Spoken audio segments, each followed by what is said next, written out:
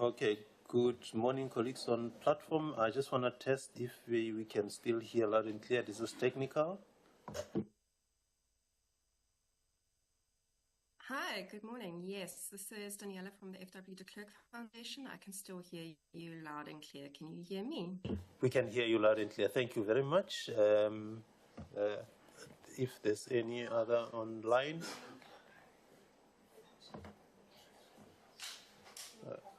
Okay, that's perfect. Thank you.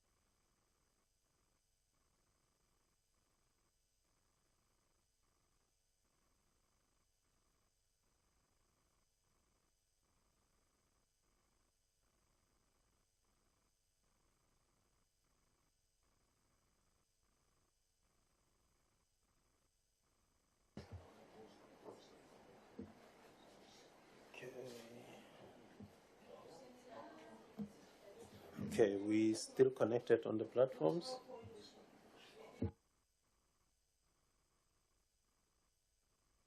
Yes, I can hear you loud and clear. Okay, perfect. Thank you. And I hope other colleagues online, they can also hear us. This is technical from Parliament.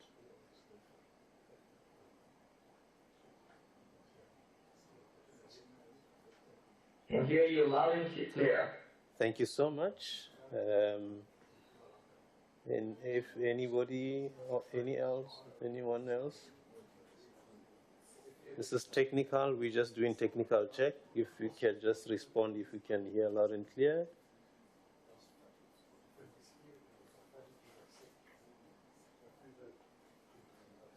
I can hear you loud and clear. Perfect. Thank you so much. There's one last person right at the bottom there.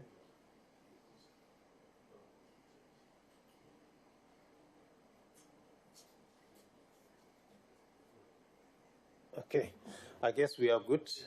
Thank you very much for your assistance.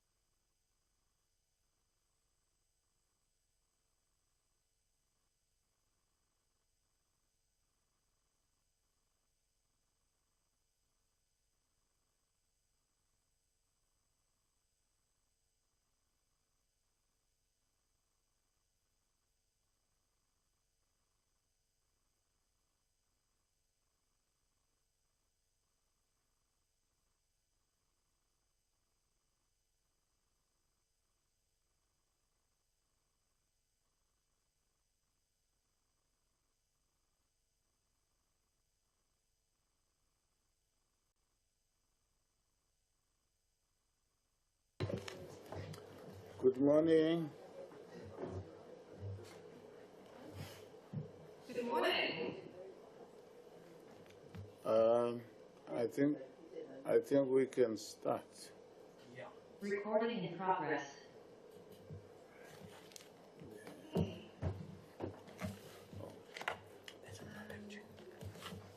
Will the Honourable Chairperson be opening the meeting? That's exactly what I'm doing. Today, our agenda, we have a presentation from W. de Klerk Foundation at 9:10 up to 9:30. From 10:10, we'll have a presentation by Association of Christian Media until 10:30. From 11 o'clock to 11:20, presentation by AfriForum. And then from 12 o'clock to 12:20, presentation by COSATU.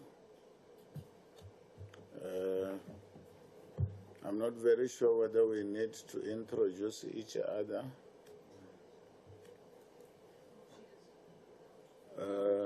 My name is Jerome Markey. I'm the chairperson of the ad hoc committee. Good morning. I'm Diane Kohler-Barnard, a member of the committee. Thank you. My name is Dirk Stubbe. Good morning to everybody.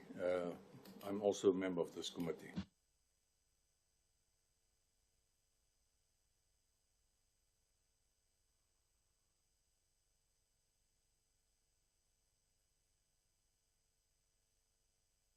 Good morning, Chairperson. My name is Aruto Sombekle. I'm the Committee Secretary. Thank you. Good morning, Chairperson and honorable members. I'm Calvin Mangani, Office Manager. Good morning, Chairperson. My name is Natin Chengani. I'm the legal support of the committee. Thank you. Good morning, Chair. My name is Nombulela Sonbech. I'm the Content Advisor. Good morning, Chair and members. Wilhelm Jansen van Rensburg. I'm a Content Advisor assisting the committee.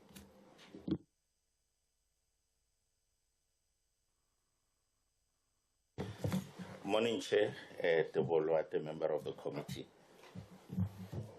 Can we then go directly to the presentation by the F.W. de Klerk Foundation? Over to you. Thank you. Good morning, Honourable Chair and committee members. I am just confirming that everyone can see my slides. Yes, we can. Okay, fantastic. I am Daniela Ellebeck, an attorney and the Constitutional Programs Manager at the F.W. de Klerk Foundation. And joining me is my learned colleague, Mr. Ismail Yusuf, the Constitutional Programs Legal Officer.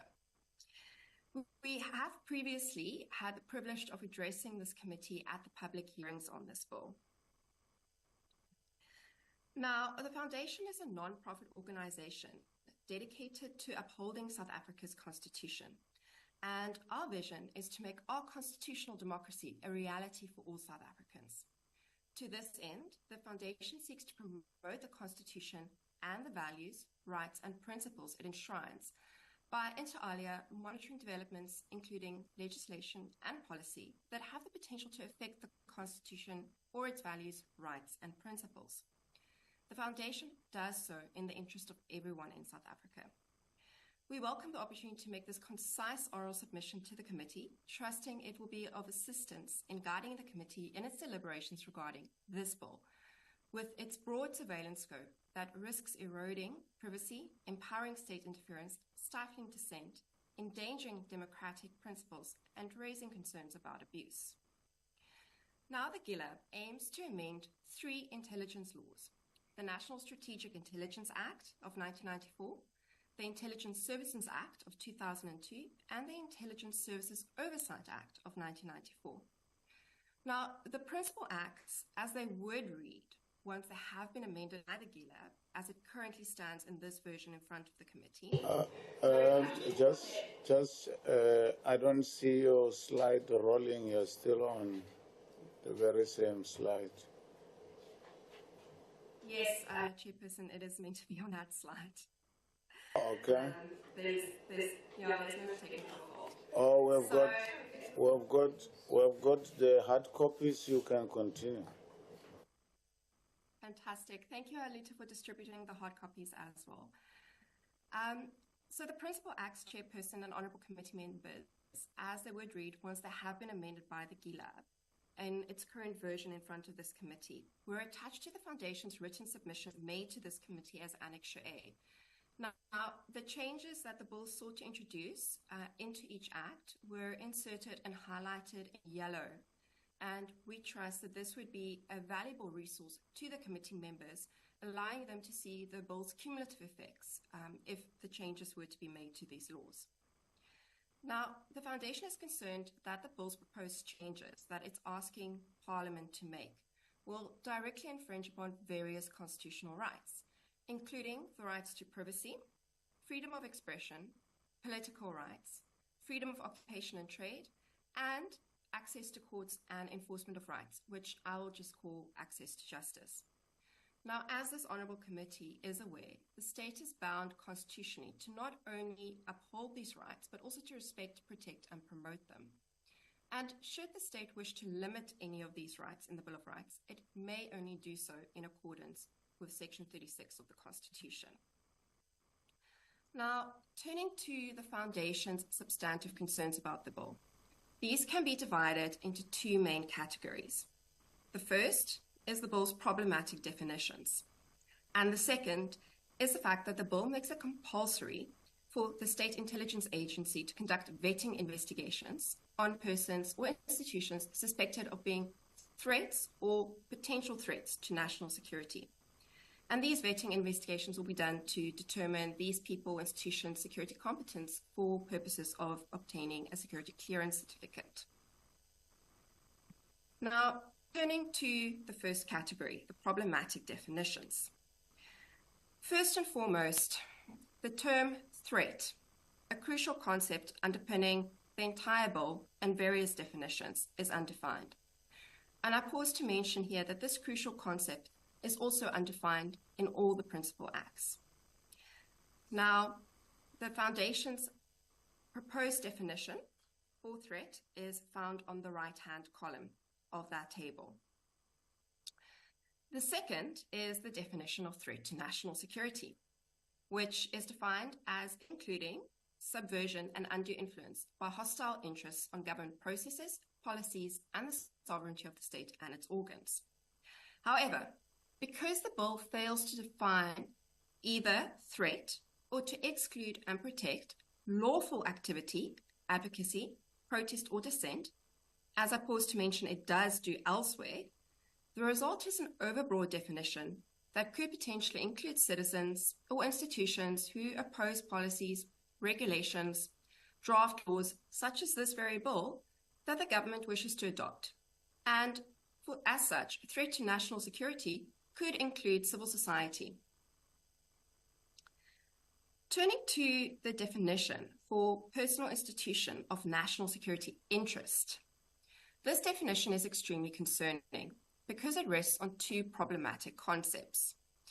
The first is that these are people or institutions whose activities are deemed by the intelligence agency to be inconsistent with Section 198 of the Constitution. However, any action that is seen as affecting South Africans' resolve to live as equals in peace and harmony, be free from fear and want, and to seek a better life is contrary to Section 198 of the Constitution. These vague concepts mean that anything could be seen as contrary to Section 198 of the Constitution, and therefore anyone who catches the agency's interest could be said to be a personal institution of national security interest. And the unintended consequences, Honourable Committee members, of such an overbroad definition could be that there is no sphere of the public realm, whether that be education institutions, private businesses, journalists and media, or civil society organizations and their employees, that will be safe from the agency's prying eyes. Now, the second problem is that these activities include, but are not limited to, activities that are defined as a threat to national security, which, going back to our previous slide, is problematic for the reasons we canvassed, namely the fact that this fails to exclude lawful political activity, advocacy, protest, or dissent. Turning to the definitions for national security and opportunity or potential threat. Both of these are highly problematic because they are circular. And circular definitions are definitions that rely on themselves or other undefined terms within the same context, thereby creating an endless loop of interpretation. Now, I'm going to turn to the next slide, which I hope clearly shows why these definitions for national security and opportunity or potential opportunity are circular. First of all, we can see that in Clause 1M, the GILAB defines national security as, quote, the capabilities, measures, and activities of the state to pursue or advance any threat, any potential threat, any opportunity, any potential opportunity, or the security of the Republic and its people, in or outside the Republic, in accordance with Section 198 of the Constitution, end quote. Turning to Clause 1O of the Bill, which defines opportunity or potential opportunity, we see that it's defined as subject to the Bill of Rights and the principles enshrined of the Constitution, such capability, measures, or activity employed to pursue and advance national security in accordance with Section 198 of the Constitution. Now, Honourable Committee members, the result, if you plug these respective definitions into one another, is a circular definition that reads as follows. For national security, you get a definition that says the capabilities, measures, and activities of the state to pursue or advance any threat, any potential threat, national security, or the security of the Republic and its people.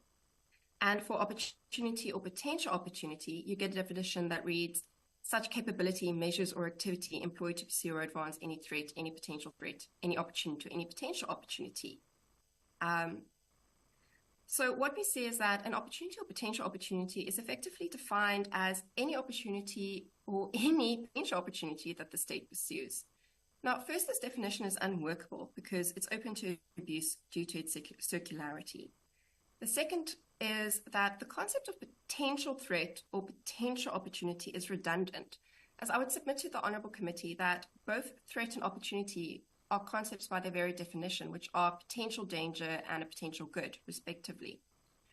Third, the intelligence agency seems to have carte blanche in deciding what will be deemed as either a threat or an opportunity, as the bill fails to provide any factors, in other words, any parameters, to be considered in the identification of either of these. National security is similarly defined as the pursuit or advancement of national security. Now, not only is this unworkable and open to abuse due to its circularity, but it's arbitrary and thus irrational, and because of this, it fails to comply with the Republic's founding value found in Section 1C of the Constitution, namely the rule of law, making it unconstitutional. Turning to the definitions of domestic intelligence, foreign intelligence, intelligence gathering, and national security intelligence, all of these include and rely on the concepts of threat or opportunity or potential opportunity or potential threat to national security. Now, due to the problems with these concepts, as already canvassed, these definitions are overbroad and unworkable and open to abuse. Turning to the definition for security competency test. Now, the bill currently reads as follows. Security competency test means administering a vetting investigation to determine the security competence of a person or institution, and if such a person or institution is suitable to access classified information or critical infrastructure of the state, or is viewed as vulnerable to blackmail, undue influence, or manipulation, or security compromise, or is a person or institution of national security interest in terms of Section 428I of the Act. Now, this disjunctive reading, in other words, the use of or as opposed to and of the various factors, makes the definition of security competence test overbroad, because literally, Honourable Committee members, every citizen in the Republic can be deemed to be vulnerable to, for example, manipulation. But that does not mean that they are a threat to national security or that the state should be able to administer a security competency test on them. This disjunctive reading results in the clause failing to achieve its purpose, which is no doubt only to vet individuals with access to classified information and critical infrastructure of the state, not every single citizen in the Republic. and the clause's failure to achieve its purpose results in an arbitrary infringement of the various rights and a failure of the justification analysis contained in Section 36(1) of the Constitution. Turning to the second category of the Foundation's problems with the bills, the compulsory vetting.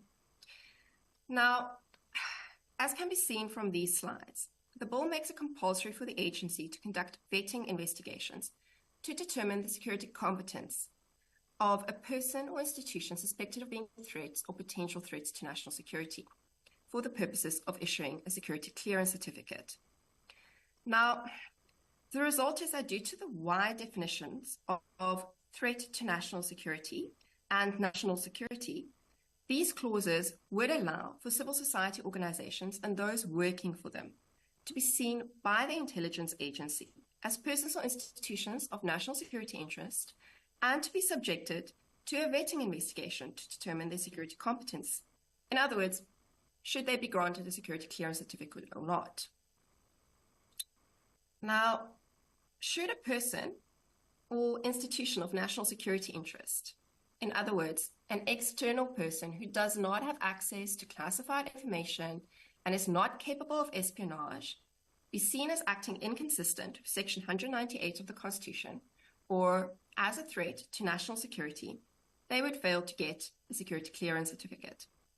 The implied risk of failing to obtain such a certificate is that if you're an organization, you would no longer be able to continue operation. And possibly, if you're a natural person, you may even face criminal prosecution as a terrorist. Now, turning to one last problem that I just wish to highlight briefly, and I'm sure many of the other stakeholders will go into this in depth, so I'm just going to name this briefly and flag it for the committee, is the bill's failure to comply with constitutional court judgments.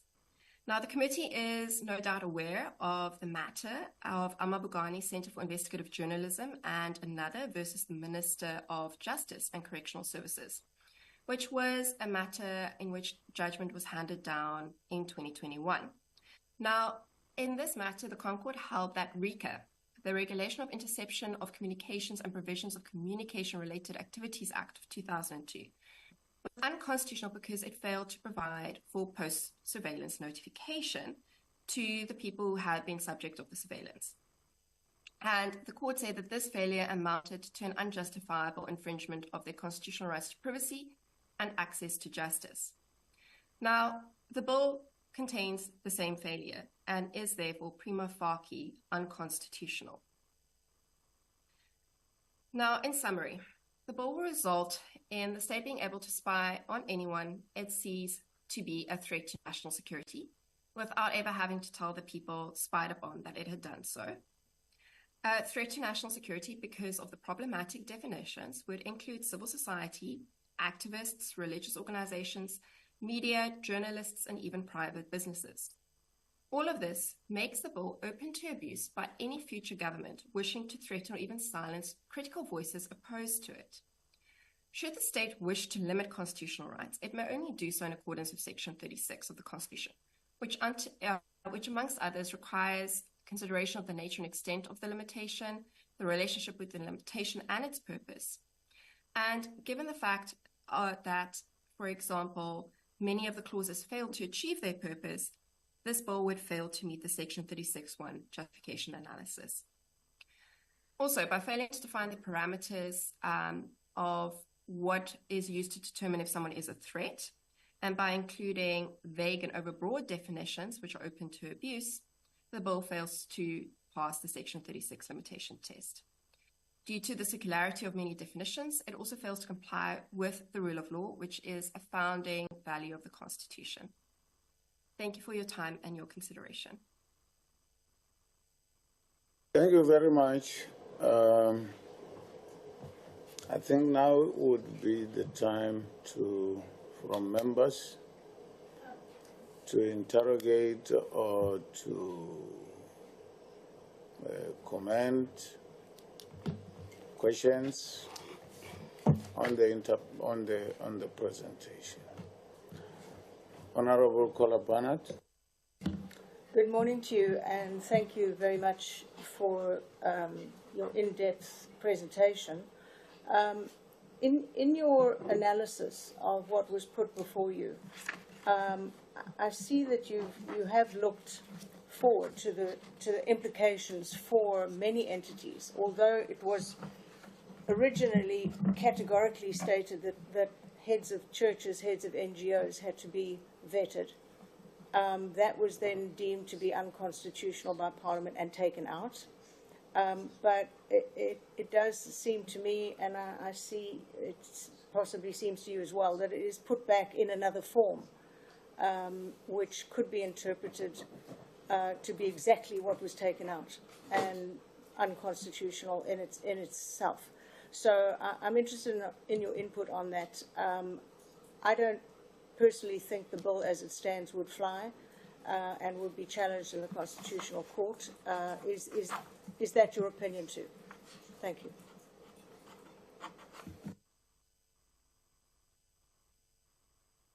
Are there any other questions, Honourable Chairperson, or shall I have leave to go ahead and answer Honourable Colfer Barnard? Any other questions? I don't see any other hands. You can go ahead whilst they're still thinking. Okay.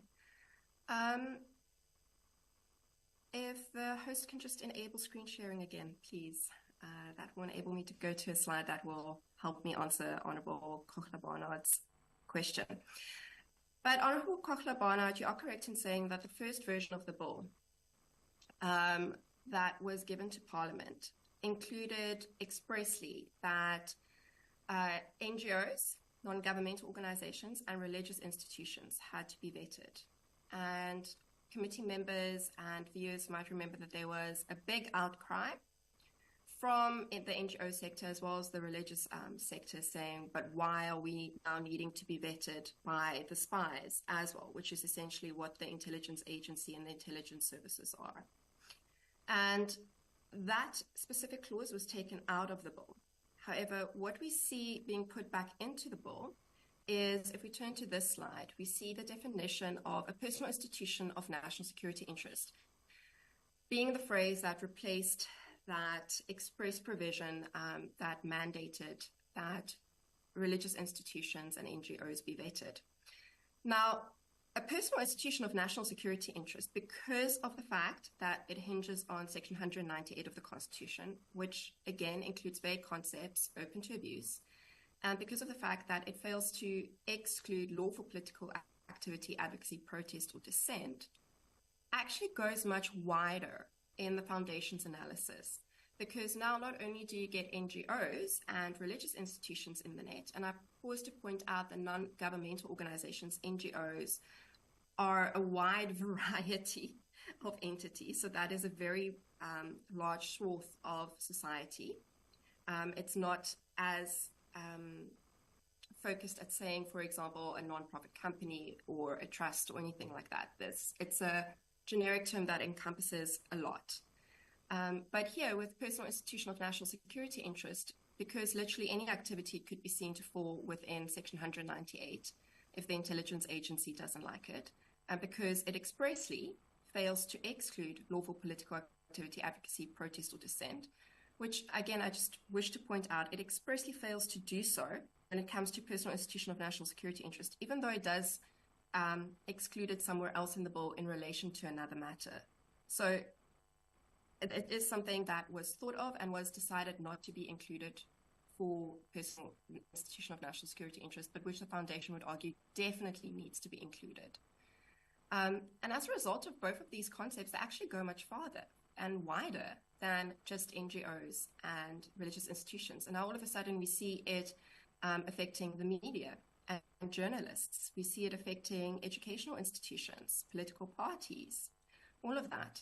And again, that is why in the right-hand column, the Foundation proposes that any personal institution of national security interest should be amended to read is a personal institution suspected of espionage, which is clearly what the bill should be focused on, because GILAB defines espionage as the unlawful and intentional communication, delivery, or making available classified information to directly or indirectly benefit a foreign state personal institution. And that should be what is a personal institution of national security interest, not journalists, not religious organizations, not civil society. And then in answer to your question of whether or not this bill will fail to pass constitutional muster, I do agree with you. As set out in our presentation, for various reasons, not only does it fail to comply with the rule of law, which it needs to comply with in terms of the Constitution, but it also fails to pass the Section 36 justification analysis to limit the right to privacy, the right to access to justice, freedom and occupation of trade, freedom of expression, association, all of those rights, as set out in our presentation. Any further questions? Just a clarification on your presentation, point number 18, remedies. Your proposed definition or action. Can I just find out your proposed definitions or action? Are they different from what is in the bill? Did you make some amendments? Because I was looking at threats to national security and checking 1TF. I don't see any additions or amendments. It's exactly the same as the one that is in the bill itself. So just to clarify, your proposed definitions, are they different? If you could clarify me on that one. Thank you. Honourable Chairperson, you're referring to our written submission, correct? That's correct. Okay, fantastic. 1TF does have a difference in it. If Honourable Chairperson will look at threat to national security, it includes that phrase that we have been mentioning in our oral presentation, the fact that a threat to national security must be seen to not include lawful political activity, advocacy, protest, or dissent. So that's what was added into the proposed remedy, is that we need to include that phrase into threat to national security, because otherwise threat to national security will be seen as including lawful political activity, advocacy, protest, or dissent, and it can't be seen to do that, because otherwise it will see everyone that's participating in this public hearing, in this oral submission on this bill, for example, as a threat to national security, which obviously is not the purpose of this law. Thank you very much. I think there's a bit of confusion here. The bill that was submitted to Parliament, the one that we have ourselves, I understand there was some other bill that went to the public, but that is not the bill that we have that was submitted to Parliament. So in the one that was submitted to Parliament, the clause is exactly the same as you wrote here. So seemingly, well, I would understand that. It's not a problem there. Thank you very much. Any other questions from members? Yes, Chair, if you give me permission. Oh, I forgot to introduce you. I was just about to do that. You can go ahead. Thank you very much, Honourable Chair. Honourable Chair, will the de Klerk Foundation be happy with self-regulation? We know that doctors, lawyers, many other people in our society, they have self-regulation to prevent harm to others. So we do realize that harm to our security is critical, especially now that there is a process of a regime change taking place in South Africa, and the Minister of Intelligence is concerned about it. I can understand that vetting is something that is being considered. But I want to speak on behalf of my constituency, Imams, Maulana, Sheikhs. It is unacceptable for us that they be vetted. They are appointed by God. The security agency can't act as God. And similarly, other religious groups, the appointments are sacred appointments.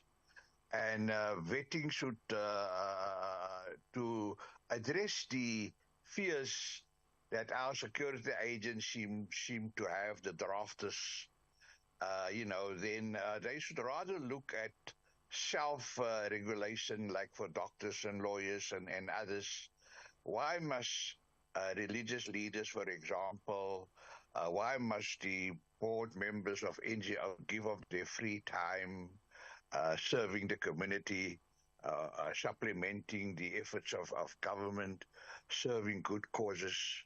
Why must they be vetted by security forces? Just a minute, Honorable Hendricks. Just a minute. I'm getting a bit confused here. I would understand that you are deliberating now. You are not asking a question. And as a member of this committee, can't we do that after receiving all the presentations? And we do that in the deliberations as a committee. I see you are now presenting. Mr. Chairman, you're quite correct. I apologize. The question was, we have the de Klerk Foundation here. They've done a lot of work in this area to guide me when I'm going to deliberate as a member of the committee. I wanted to know how do they feel about self-regulation rather than vetting. Over to you for the answer.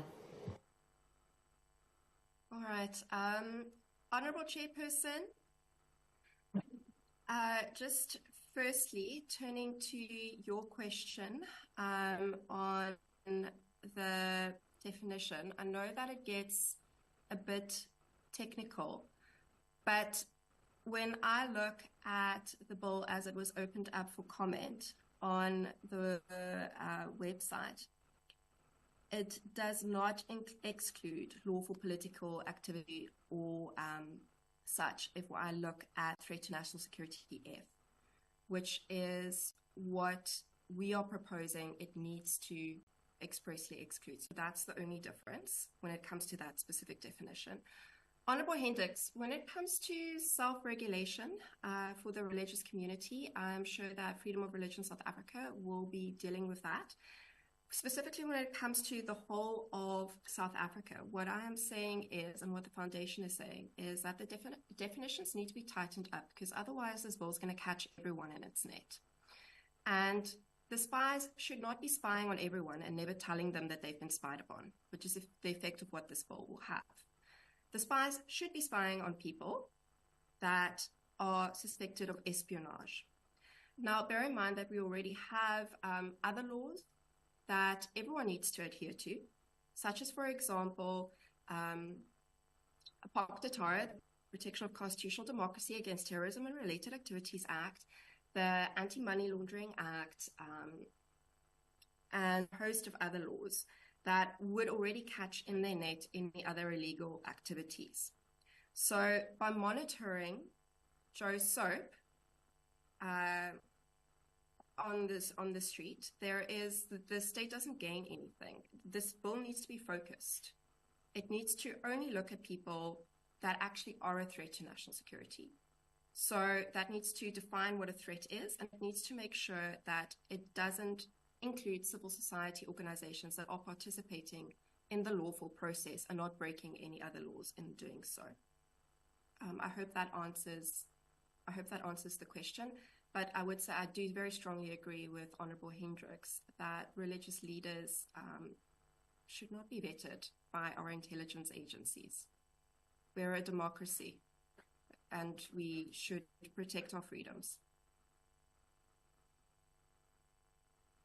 Thank you very much. As I said earlier on, there seemed to be a confusion there because in this bill that we received in Parliament, there's nowhere where I see religious leaders in there.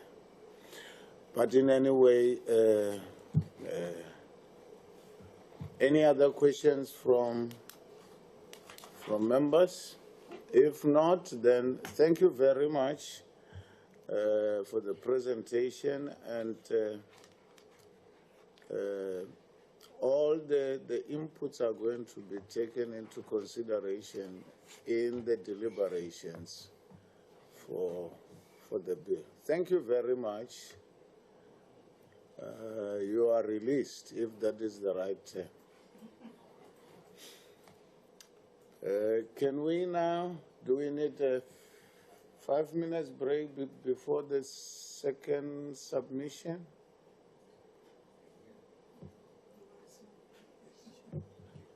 I had a yes.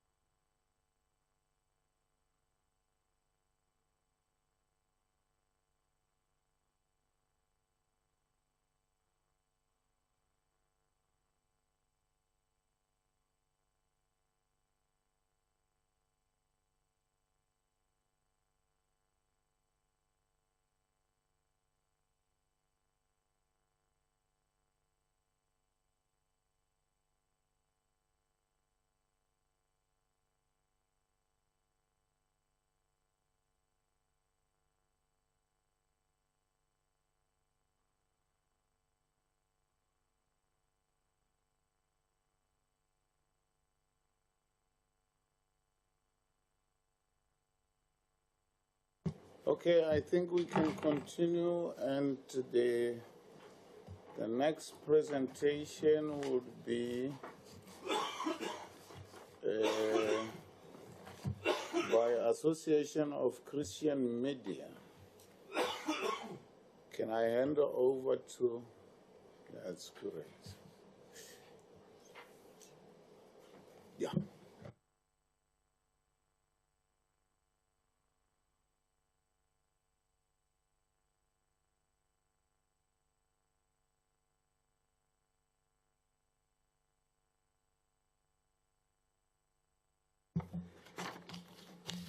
Philip Rosenthal. I'm speaking on behalf of the Association of Christian Media, which is an association of 70 organizations, which include community radio, magazines, television, and other content providers.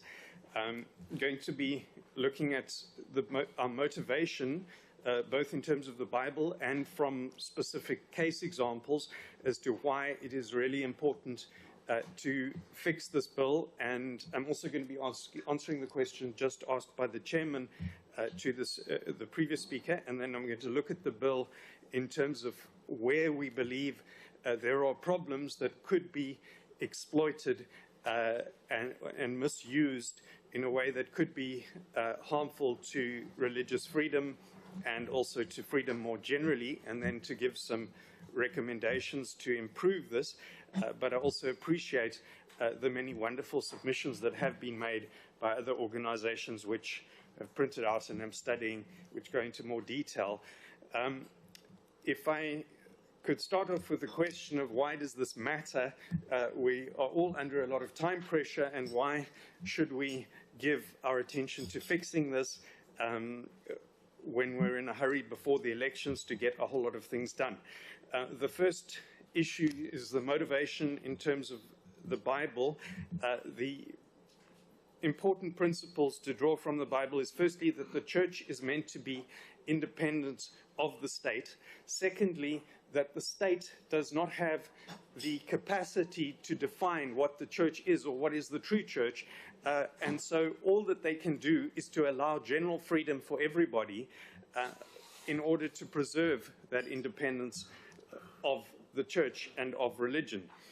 One therefore needs to have concentric circles of freedom around the church and religious freedom and general freedom of speech and political freedom. Coupled with that is the teaching of the Bible of a very pessimistic view of human nature.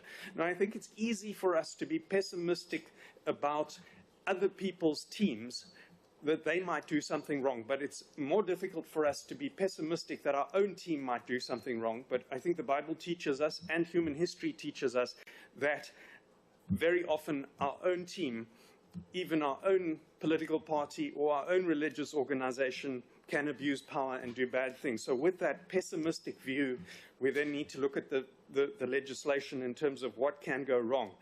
The first case example that I'm going to put forward, if I could go back to the two slides previously, is the example of a mentor of mine whose name was Hugh Wetmore. Could I go one back? And he was the leader of the Evangelical Alliance, who during the apartheid era was doing very similar work to what I'm doing now in making presentations to government, motivating for things. And they spied on him his entire life, even before he got into that leadership role, from when he was a student. And at one point he went and saw that his mail was being tampered with, and so he laid a charge against the security police, who then called him in and then told him his life story. And he found out that all sorts of people that he thought were his friends were actually spies working for the security police who were infiltrating these various organizations. And then they tried to recruit him to be a spy as well, to give them information, which he refused. But then he forgot about the charge that he had laid against him because he was intimidated by that. And I think you can appreciate that would be intimidating to many people. I think I've also had from one of the members of this committee told me that they had been had a similar experience from that security police. Do we want that sort of intrusive security apparatus restored to this country? No, I don't think we do. But We've got other countries, for example, Russia and China, that have even more intrusive state security. And we have a great leap forward in the last few years with technology that enables them to be 1,000 times more intrusive than they could have been 5 years ago because of the ability of surveillance, firstly, and secondly, artificial intelligence to analyze that surveillance, which is being used very effectively to intrusively monitor the Chinese population, which we definitely don't want here. Now, one can take the example, one can say, okay, that's an extreme example, but we also have the book, for example, Spycatcher, which was written by an ex-MI5 person in Britain, which is a liberal democracy, who says that his intelligence agency abused their powers in order to get information in their government's negotiation with other countries that so that they spied on the places that the rooms that they were talking in, and that can prejudice the entire political process. Then we have, moving forward to the next slide, the context of a raft of legislation, each of which is eroding slightly the freedoms of individuals and giving more power to the state. So we don't want to look at this bill alone. We want to see it in the context of a whole raft of bills and policies that are coming in at the same time.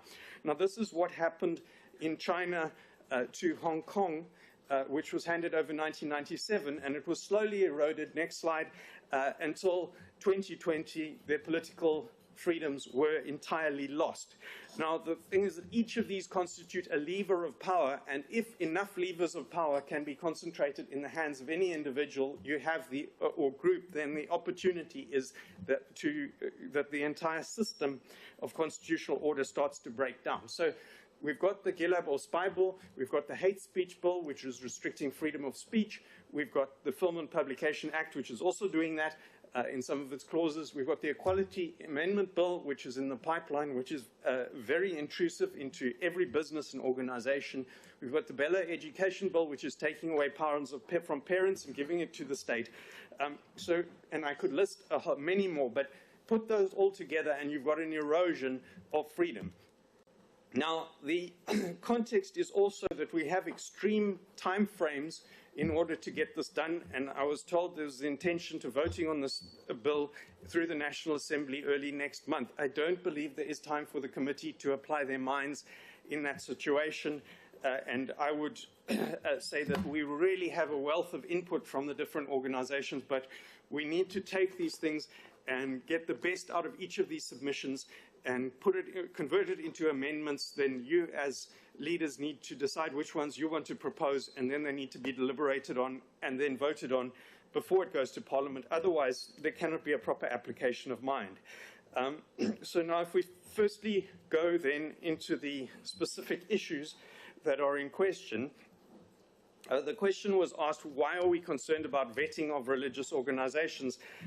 The answer is that we believe that although that specific mandate, Mr. Chairman, we're thankful that that was removed from the bill, it could still be done because these definitions are so broad, and I can give you examples of how other people have interpreted these same words in a way that compromises freedom, and they could do that exactly the same way again.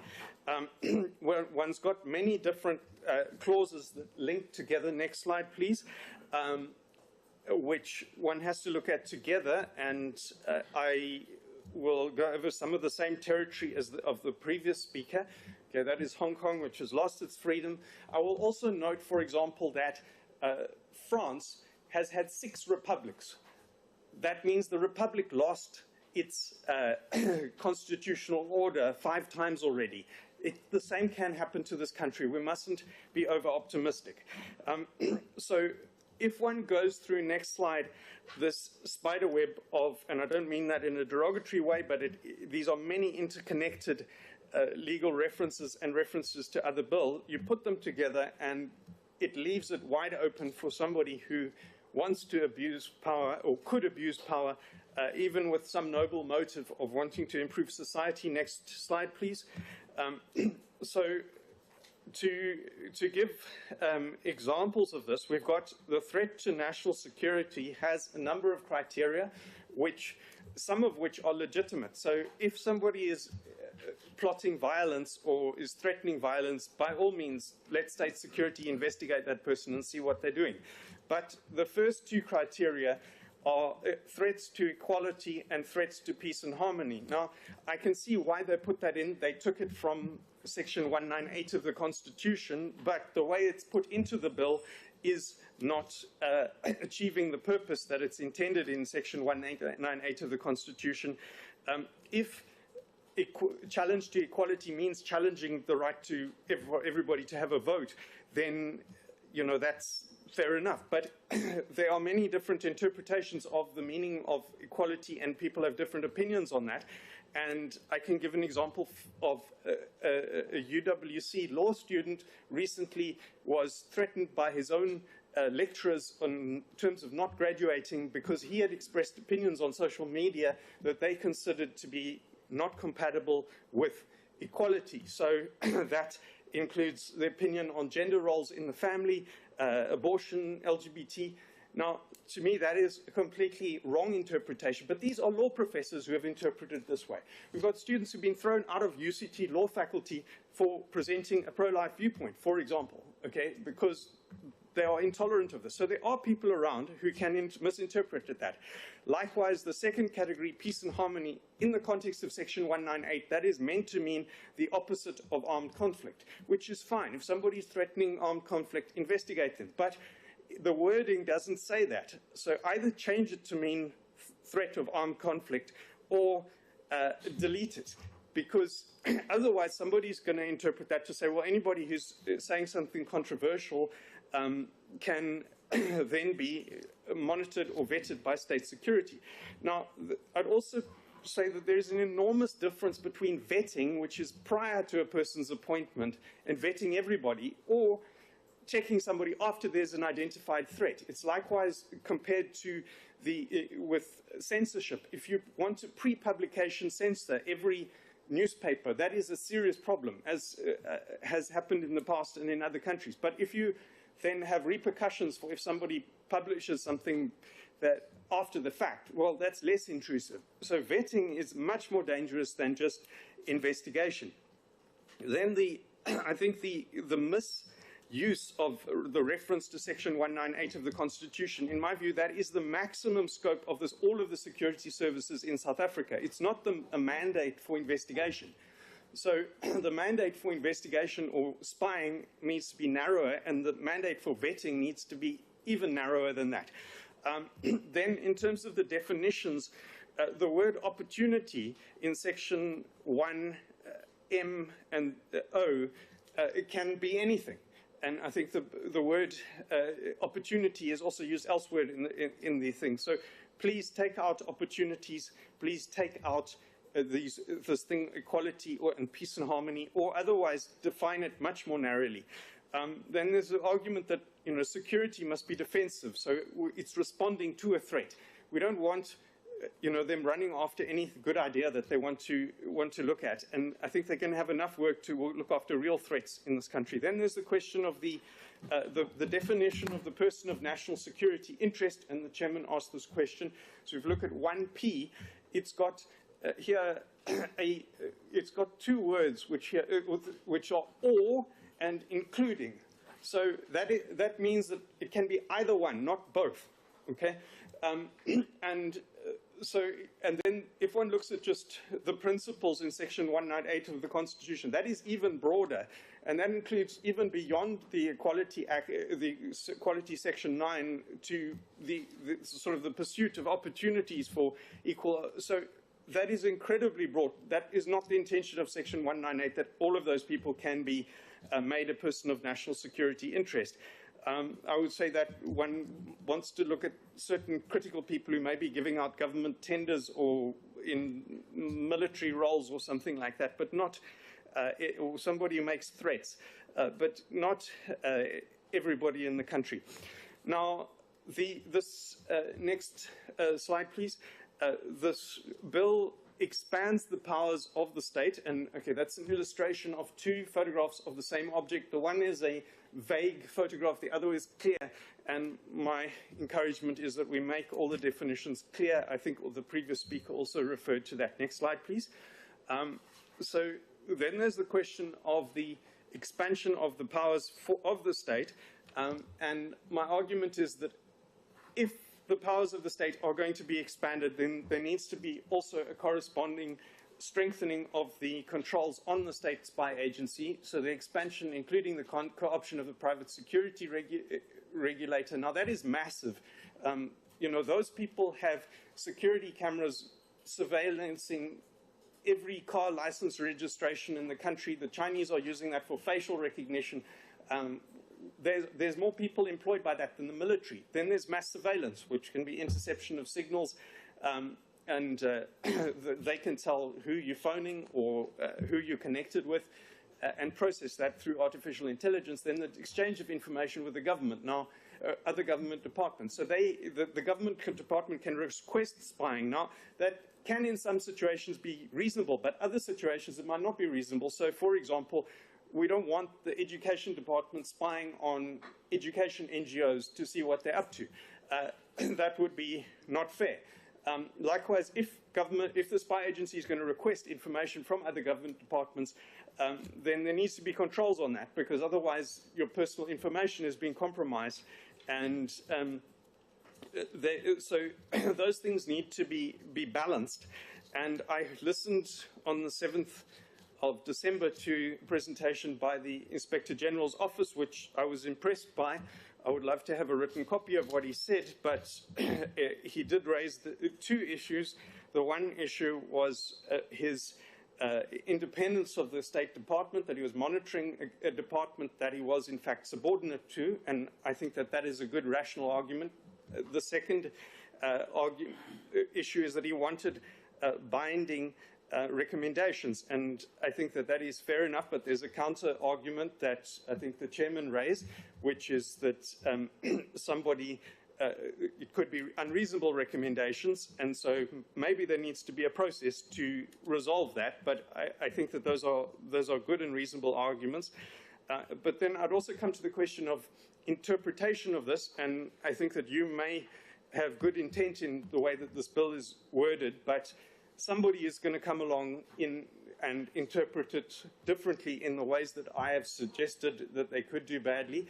And in my experience in being involved in such processes for 30 years now, every time we've thought something bad could be interpreted in something, somebody has interpreted it exactly that way. Maybe there's been a lawsuit brought or some government official is interpreted in the bad way. So it's not unrealistic that somebody could do that, and we want to close that opportunity. So in conclusion, please, the threats, remove A and B or define them narrowly, remove opportunities, strengthen the Office of the Inspector General, although I believe there can be negotiation as to how that is done, but what he said seemed to me to be plausibly sensible. And then in terms of this, these powers, additional powers of exchanges with other departments and mass surveillance, one wants to look at how that can be balanced.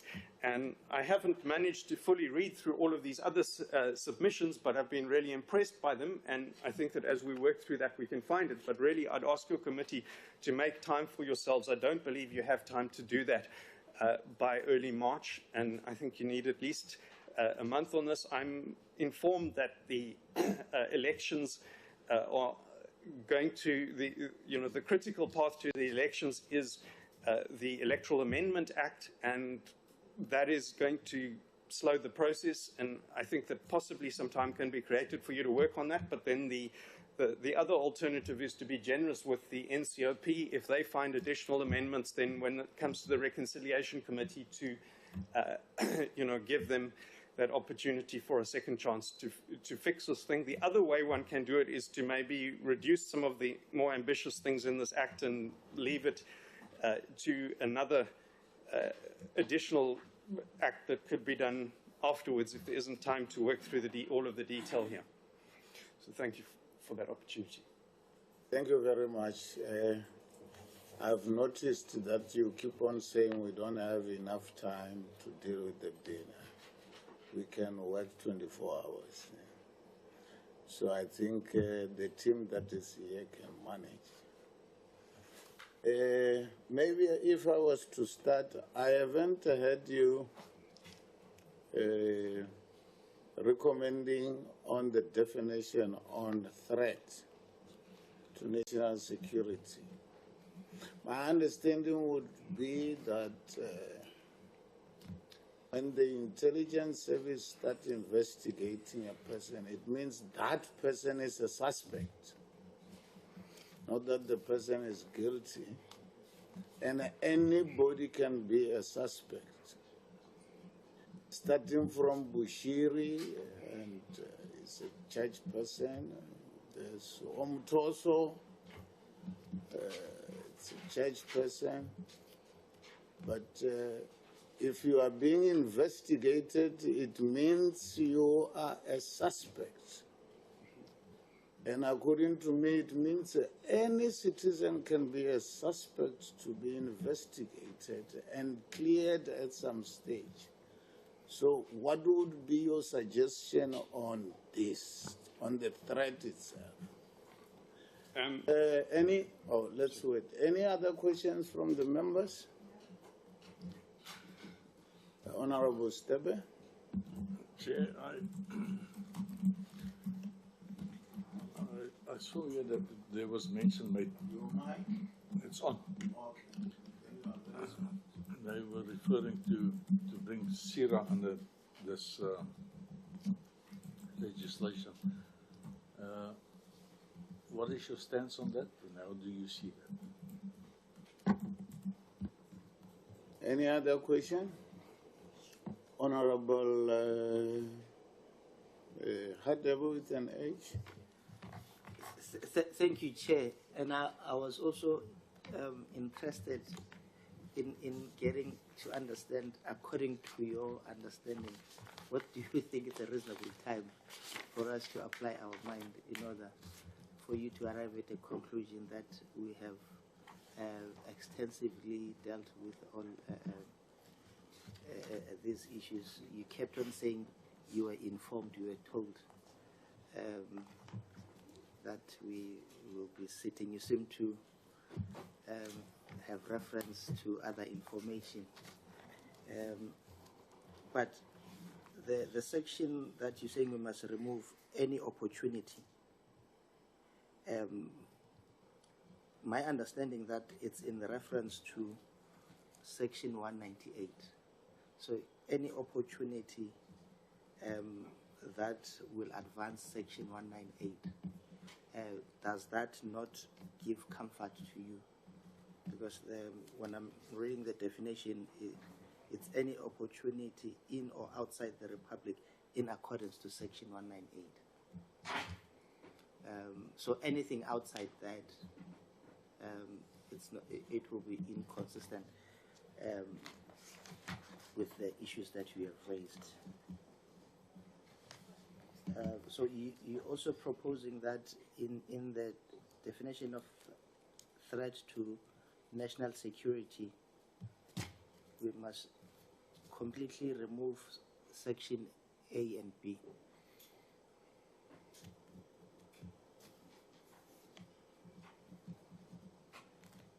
So you don't regard those two as a threat to national security?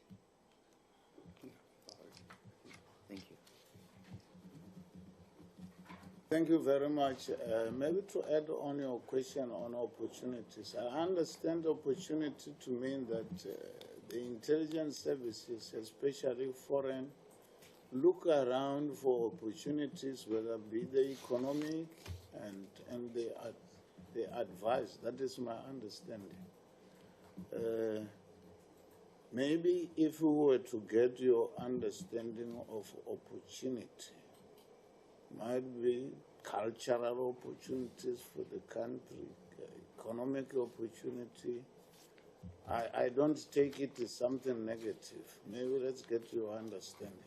Can we have Honorable Hendricks? Thank you, Honorable Chair.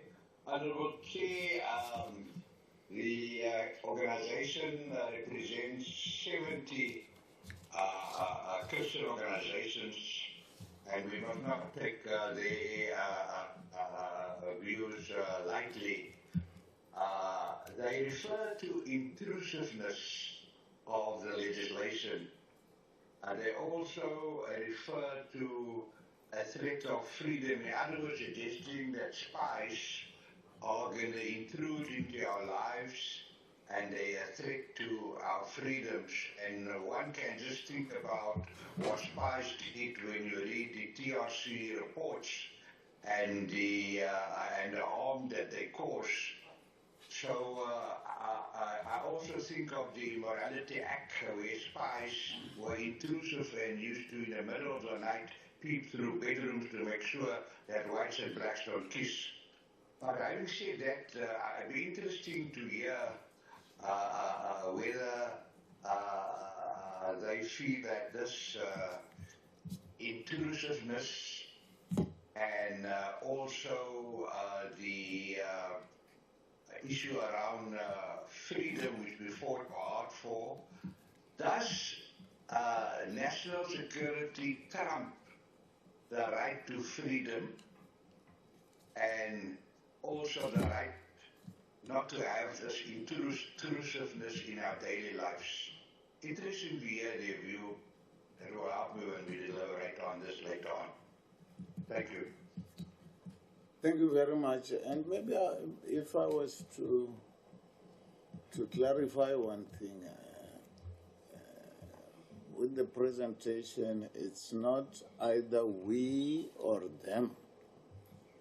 I think with the presentations, we are all on the same side, because what we are trying to do here, the bill is trying to correct things that were wrong, that were said by the Zondo Commission, the high-level review panel. That is what all of us are trying to correct. So the presentations maybe mustn't be as if there's somebody resisting. The presentations must be to help and enhance the bill itself. I thought it was important to mention that. Over to you. Or maybe on one thing, maybe the vetting. Let me get the views on the vetting. Usually there's a very thin line between vetting as in taking a person for lie test and getting into the person's previous life and so on. But if we talk about lifestyle audit, it's part of vetting. And if you investigate a person in terms of some of the things, you will have to do a lifestyle vetting. Audit, which is vetting. Maybe there's a bit of a very thin line on that. Maybe if you could get into that, because vetting itself might be broad, or maybe do you suggest that the term itself be changed to assessment of a person or whatever? Over to you.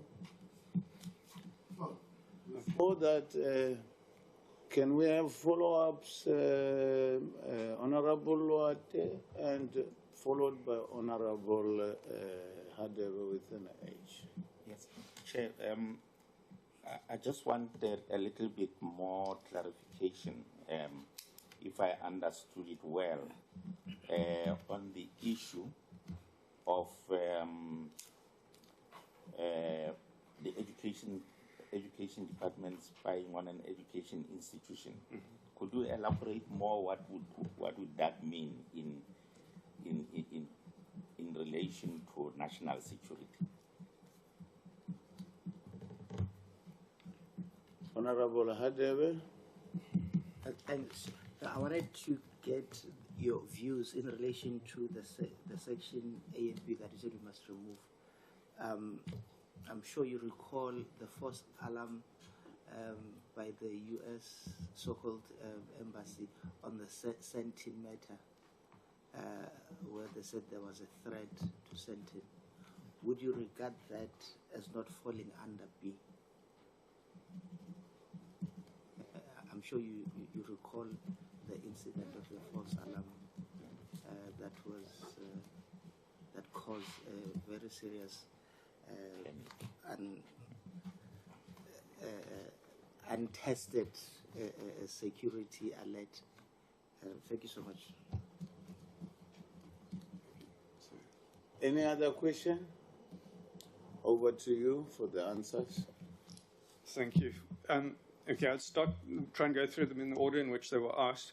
The first question is just the question of the person being a suspect and not being found guilty. I would accept that, although I would note that this bill does give powers to apprehend a person, which is a considerable power, and that doesn't go through, have the checks and balances in terms of the constitutional rights to arrest. So that, that is a concern. Then there's also the big difference between vetting, which is prior, and investigation, which is after somebody has done something that then is flagged, then you investigate after that.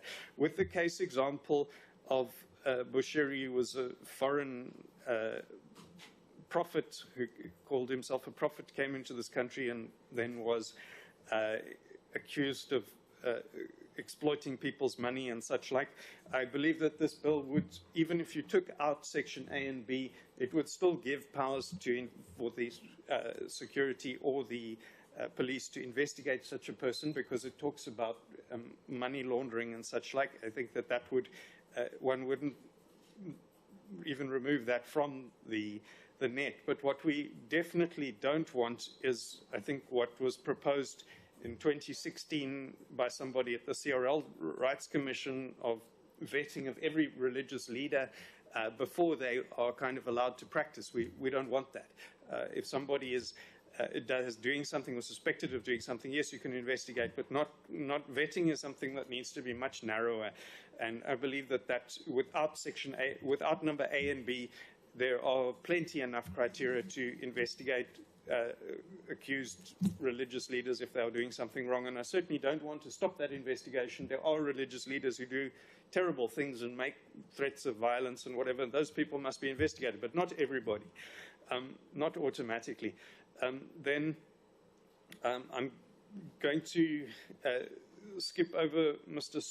I'm going to ask you, actually, sorry, could I ask for quick clarification if Mr. Stubber could just say that name, S-I-R-A, in full? What?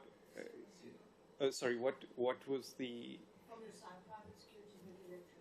Oh, okay. Yeah. Okay. Then, yes, that thing. I think the May draft of this bill said that it gave powers to co-opt private security, which would be very dangerous. In the new draft, it said that they would indirectly then co-opt the independent security regulator. And to me, that I wouldn't say entirely no to that, but I would like to know more detail of exactly what the intention is there and how that's going to be controlled, because that is an enormous power. That industry is bigger than the combined forces of the military and the private security. And if it was to happen, as is happening in China, that the state got access to every security camera and the tracking of the movements of license plate numbers, then that would be dangerous. And I'm told that the Chinese are undertaking tests in Zimbabwe with the cooperation of the Zimbabwean government, so I don't think it's unrealistic that could be abused. And so I think there needs to be controls there. I mean, sure, you can increase powers, but then they must be balanced to make sure it's not abused. Then the second question, just in terms of what is a reasonable time in terms of the Honourable Khadebe and the Chairman, I saw as an example, the hate speech bill. The parliamentary committee worked from November 22 through to about April 23 to try and iron out problems there. And I think they did a lot of good deliberation. They still didn't iron out all the problems, and there was many serious problems still remaining when it went to the NCOP, and those still weren't sorted out. So that would be even with that generous amount of time, which is much more than what is here, I can't see this being well deliberated on. With the Bella Education Bill, the committee ended up receiving the summary of the public participation the night before they were due to vote on this thing, and the committee members, certainly from the opposition, protested that they hadn't had time to read and digest the summary, which was itself an enormous document before that decision was made. And I expect that will be constitutionally challenged, because I know organizations that are intending to do that. And to me, this time frame of trying to squeeze this in are very, very tight. I would say the committee, at the absolute minimum, would need a month to go through the process of firstly reading this fat document full of all these submissions, plus the other summaries of by the parliamentary assistants, and then they're going to have to extract from that the best and put those into alternatives with the help of the state law advisor. Then they're going to need to deliberate on each one of them, and in the best scenario, that to me that would take months, but maybe 1 month you could do that in before you make your decision if you do work 24 hours. But I'm frightened about something slipping through, because this bill to me is still at the first draft stage. It needs lots more work. Then the next question of the issue of the limit, or the section 198 being used as a limitation for opportunities. I don't see this section 198 as a real limitation. It is so broad that in my view, it limits the scope of the security services total, not just this particular service of the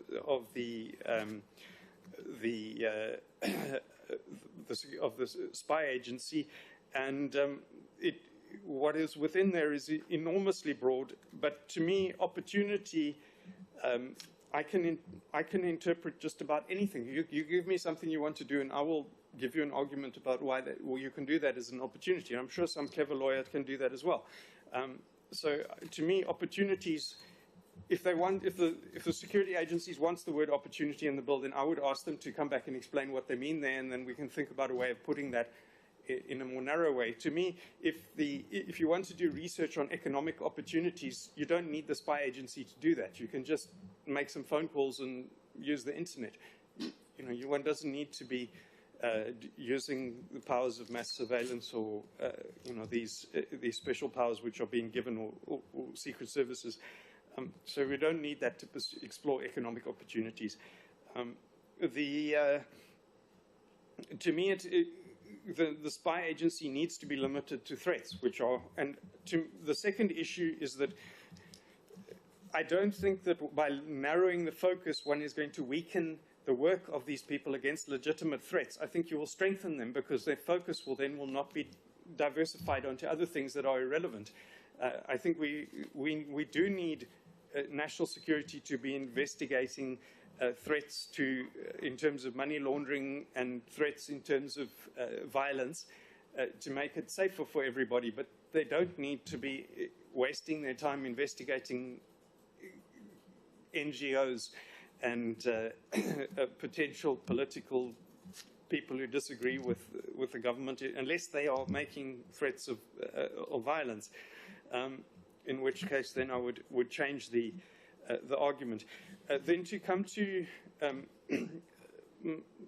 Mr. Honourable Hendricks's question about self-regulation of religion to the previous speaker, I would agree with him that it needs to be independent, but in fact, in terms of religion, it needs to be more independent than the professions, because the professions are ultimately accountable to the state because they are organs of state, whereas the church denominations are not organs of state, and they shouldn't be organs of state. There needs to be a separation, as per the teaching of the Bible, between the church and the state, so that we would resist any such state control indirectly through a self-regulating body. We do have self-regulating bodies, but the state's only concern needs to be if there are things like threats of violence or money laundering or espionage, which are a separate issue. They don't need to include everybody in the dragnet. And just to give some history to this, the person who first proposed a limited state was a man by the name of Roger Williams, who was a British lawyer and politician and pastor who was forced to flee England because of the intrusive state of the control of the king. He then went to America and ended up with the same problem with a religious state in Massachusetts. And when he proposed that one needed to have separation of church and state, they threw him off. So he went to the Indians, and he persuaded with the Indian chiefs that they would support a new state that was independent of the government. And his proposal was that the state should be like the sailors of a ship, that don't interfere with the religious activities of the people on the ship unless they interfere with the actual running of the ship. Then the question of in terms of the chair asked in terms of vetting and the level of intrusiveness, should we change the term? I think the purpose of vetting is if somebody is given special powers by the state, such as control over money or military power, then there is reason to vet them. But there's no reason to prior vet somebody who's involved in an NGO or a religious organization. Vetting is beforehand, investigation is after something is suspected. And I don't, even with a softened word, I don't want any kind of prior vetting of religious or NGO leaders. Then in terms of, Honourable Luati, elaborate what one means in terms of national security. Sorry, Honourable Luati, could you elaborate on what your question was there? Well, if I heard you correctly, in your remark, if I heard you correctly, you showed some reservations in say, an investigation or spying by an education department, not an education organization. Okay. So, taking that organizations have got some kind of influence in whatever they teach. So I just wanted you to elaborate your understanding on that. Okay. Look, I think I would give I would maybe move across from education, and we had a situation actually in this parliament in a room not very far away from here where, for example, in the health department, one had an amendment law being proposed, and one had a group of non-profit organizations that were opposed to the law. And we had a chairman of the committee who was only allowing NGOs that he agreed with to give submissions to the committee. And the other NGOs that were opposed to this then came as observers and expressed their unhappiness at not being allowed to speak by putting tape over their mouths. This made him very angry, and he then threatened them with investigation with national security and had security remove them from the committee meeting. Now, that is just an example of a conflict between some NGOs that have an interest in what the health department is doing, that you don't want the state to be spying on them. Likewise, there are disagreements between, for example, the homeschooling movement and the Department of Education. They're having lawsuits, to try and settle their differences. But one wouldn't want somebody in the education department who wanted to investigate homeschooling then be spying on those organizations. And the same could be done in the Department of Communications, could be spying on their members. Any kind of information needs to have sort of warrant for investigation. And I can see, as said before, these criteria. If there's threats of violence or money laundering or misuse of state contracts or something like that, then by all means investigate, but not throw the net wide. And I don't think that's going to weaken the actual legitimate work of the spy agency. It will strengthen it because it will keep them more focused. And one can say the same for just about every government department has some NGOs that are disagreeing with what they're doing, and that's part of the healthy process of a liberal democracy. But that dynamic has completely broken down in places like Russia or China, where these groups are intimidated and cannot exert the influence that they want because of this kind of intrusive spying and such like. Then the question on the false alarm, I'm sorry, I'm unaware of that, but I will research that and I will submit a written comment once I've researched it to understand what that false alarm was about. Thank you very much. Honorable Hadebe, follow up. I think, yes, Chair, based on your response that you don't think there is a need to vet church leaders, and the Chair made an example about Bushira. Mm-hmm. I also want to add. Is your mic on? Yeah, yes, it's on. It's highly on. You're very highly quiet, so please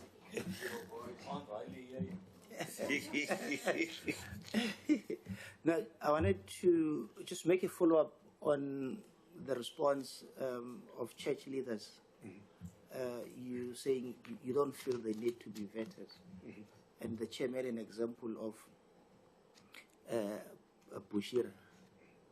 I also wanted to make an example about, I'm sure you're aware of the church in Eastern Cape, NCOP, where they attacked the police station and 7 something. Based on those experiences, you still maintain the view that there's no need for vetting to be undertaken, given such past experiences that we've experienced. One of those church leaders was sentenced to more than 200 years in prison for storming and killing police and using church for illegal activities. Thank you. Just to answer that question, thank you. Maybe if I was to add on that question, because I had the question myself, there will be the Commission on Religious, Cultural, and so on. But still, there are churches that disagree with the Commission, their approach, and so on. We cannot all agree on that. And maybe to add, intelligence, my understanding is that they are proactive. They are trying to stop something from happening. And so, as I said earlier, if there's a suspect, they will have to go after the suspect. But if the suspect is cleared, then there's no problem. That's my understanding. But in any way, I would say the presentation has been given and it's going to be deliberated on. And those that are specific, views that are specifically referring to the bill itself will be inserted if that is so not that I'm suppressing any view, but that's what I think the whole process is all about. Do you still want your question answered, Honorable Hadebe with an H? No, I'm covered, Chair, but I just wanted to bring to the fore that there are many instances where intelligence could have intervened and avert instances of disaster from occurring. Thank you. Yeah, I think we agree. Can I then thank the presenter and say that the views will be deliberated on, and what needs to be inserted will be inserted, what needs to be removed will be removed, depending on the deliberations. Thank you very much. 5 minutes break before the next.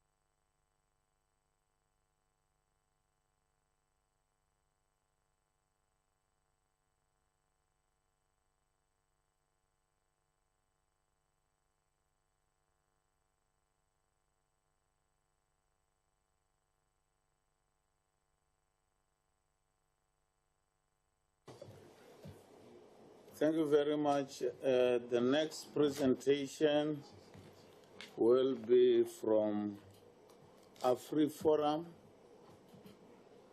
We already have had two presentations from the FW de Klerk Foundation and by Association of Christian Media, just to inform the presenter of AfriForum. Over to you, the presenter.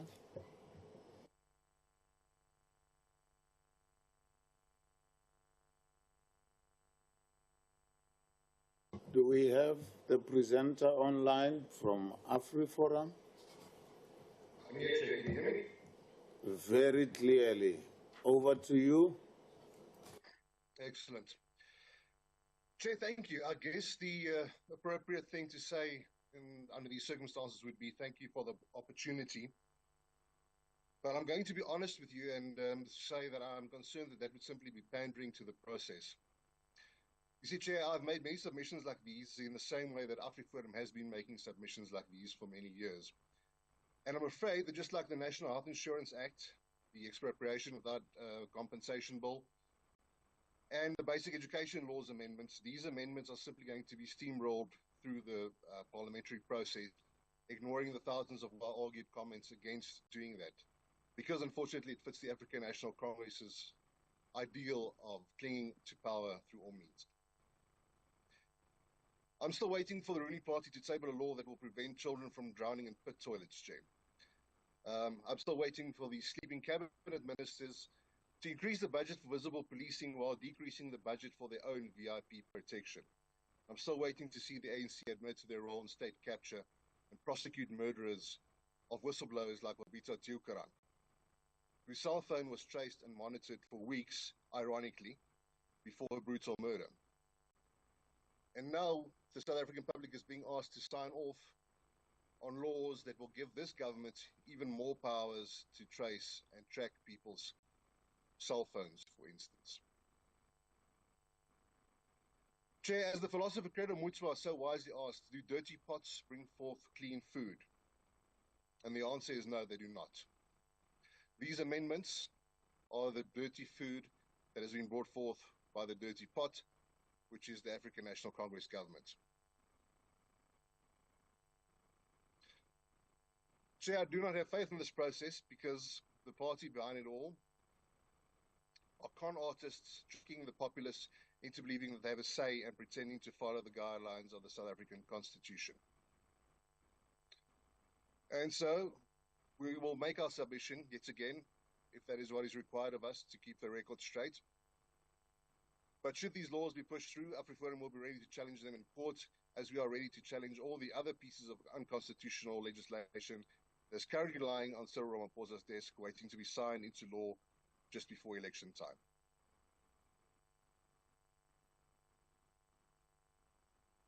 I will summarize our concerns, Chair, seeing as I've said that we have made these submissions verbally and extensively in detail written before. Our concerns are the following. Expansion of vetting powers.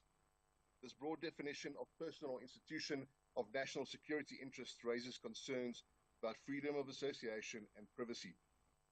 Chair, it does not take a very long stretch of the imagination to see how the ANC government can abuse widely phrased terms like these to target political rivals and as well as activists. Chair, you yourself have been the victim of political incarceration, and I'm sure that's something you would not want to see repeated in a democratic South Africa. Lack of oversight. The bill lacks adequate oversight of surveillance, which could lead to unchecked surveillance powers and potential abuses. Now, we know that currently, should members of the Hawks or a police detective agency want to trace and monitor someone's phone calls, they need permission from a High Court judge.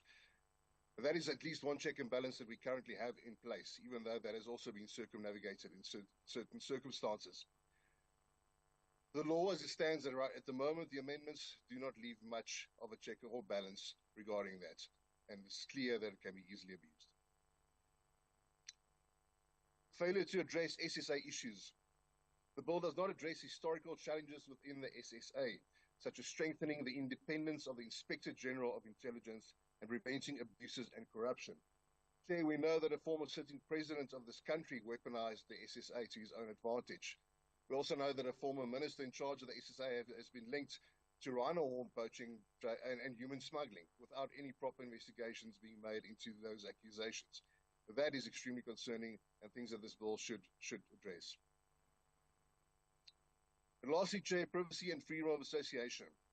AfriForum is concerned about potential threats to privacy and freedom of association. The vague definitions of expansive powers in the GILAB could result in arbitrary applications and abuses. I thank you for your time. Thank you very much. Maybe if I was to start with questions and maybe even comments. My understanding is that if there's to be something intrusive to the citizens, we have got a judge. The intelligence services or agencies have got to apply to a judge before they can do any intrusive activity against South African citizens. Don't you think that is enough for now? And what is your recommendation of strengthening the whole process? Other members, questions?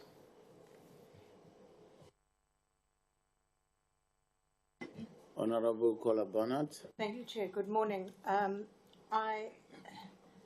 In the knowledge that the original bill that was circulated had in it compulsory vetting for heads of churches and NGOs, in that it's been taken out. In your reading of this current format that was sent to us by the Cabinet, do you see that it's been reintroduced through the back door, as it was? And is that your major concern, including, I understand that most people have raised the issue of the IG and strengthening of the IG, but it's that one issue that is being raised over and over, all over, the threat to independent integrity, as it were. Your opinions on that, please. Any other member? Over to you for answers. May I respond, Chair? Correct. You can respond. Thank you. I think the impression is definitely being created that those same concerns are being re-implemented via backdoor policies. I think the fact that the law, these amendments are not very clearly explicit on how those matters should be dealt with is very concerning. We've seen how this has played out in the past before. Certain decisions are made politically, and they are try to be enforced through legal matters. They're not successfully expunged, and they're now being tried to implement through other legal manners or through other legislation in different laws. So to respond to your question, I think that is the impression that we are getting regarding the re-implementation of the vetting and compulsive screening as well. Thank you very much. Any other question from members?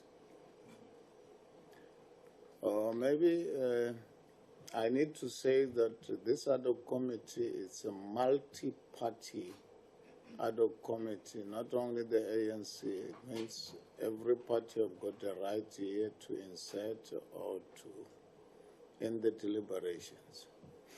Any other question? If not, then we need to thank our presenter. The presentation, all of the presentations are going to be part of a report that is going to be deliberated on as the ad hoc committee deliberates. Can I then thank you for your presentation? Oh, sorry.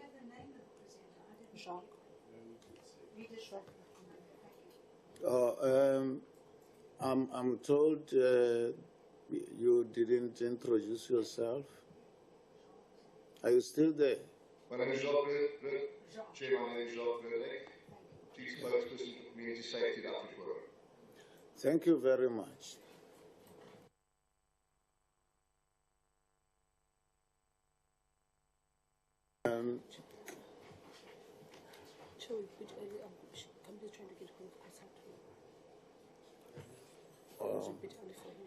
Yeah, no, just good.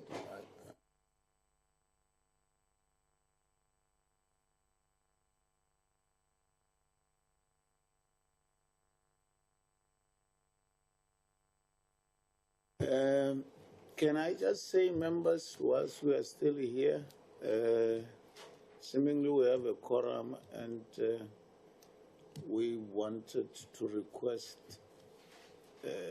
maybe a 1-week extension from Parliament, or 2 weeks extension from Parliament.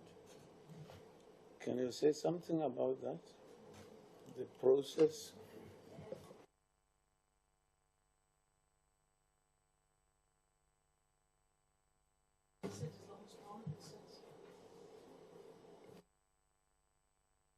Give us the process. Okay, thank you very much, Chairperson. So with regard to the process, following the deliberations here now, we're going to have, following the deliberations, so meaning after the oral hearings, deliberations by the committee, the legal team, the legal people will work on the actual amendments of the bill, and then we develop the A list. From there, then we come up with the B bill. But and what is an A list? Okay, so an A list is the actual amendments that we are making on the bill. Then that will go into the full bill that would have come out of this process, because the bill that comes out will not be the same as the bill that was submitted to Parliament. So that is the bill that will be referred to the National Assembly. But with that process, Chairperson, from the A list to the B bill, the actual bill that will come out of here, we need time, because there need to be a typesetting and the printing of that bill. So from the actual deliberation to that development to the finalization, we'll need time, and we'll need to get the bills printed. So that process takes a little bit longer, and as it stands now, we're working on it because we're informed that the service provider that we had as Parliament is not there, so we're working on an alternative, because it's not only our bill that is affected by that. I was informed that another committee is also going through the same process. So what we are doing now, we are having all these bills that need to be finalized by a certain date, go to get a service provider that will work on it. So the process itself takes a little bit time from when they made the actual amendments to the finalization of that bill. And we're hoping that we could get an extension to finalize that process, so that by the time when the committee has to report to NA, you actually have that bill. So we need to have that bill, and members need to go through that bill to say, yes, this is what we actually want. Given the time that we have now and what is contained in the program, we do not have enough time, because based on the mandate of the ad hoc committee, this committee needs to report to NA by 1 March, which gives you exactly just over a week. And it's not possible, because we're still having public hearings, oral submissions now. You still need to consider the public hearings report and the report on these oral submissions. So there's still more work that needs to actually happen to the physical amendments on the bill, where we have to go through all that was said. Actually, we have to go through the bill, working on those definitions that they are raising, each and every issue that is being raised. Our legal people are working on that, and when that process is done, after, because remember, now they are working on that based on the information that is coming through, making proposals, but the committee is the one that needs to sit and still decide on that. So based on the outcomes of the public hearings, these oral submissions, and the deliberations of the committee, following, of course, the responses from the department, that's when we will be in a position to have that proposed A-list, and then the process will be completed like that, Chairperson. So that requires time. Even with these 2 weeks that we're saying is not nearly enough, but that's what we have, so that's what we'll take. Thank you, Chairperson. Thank you very much. So we agree that we are going to request an extension, and the timelines we don't specify, or how do we specify what we are asking for? Okay, Chairman, so that will have to be specified by date. So now, if it was a week from the 1st, the week will take us to the 8th. So we add another 7 from there. It will take us to around the 15th of March. So if we are to request an extension to the Speaker, we'll request, based on what the committee has resolved, we'll request the 15th of March. That is not guaranteed that we'll get that, but that's what we're going to request, Chairperson. Thank you. Thank you very much. Any proposal for an extension? Honorable Stebe, any seconder? Yeah, it's fine. Seconded by Honorable Kolabanat.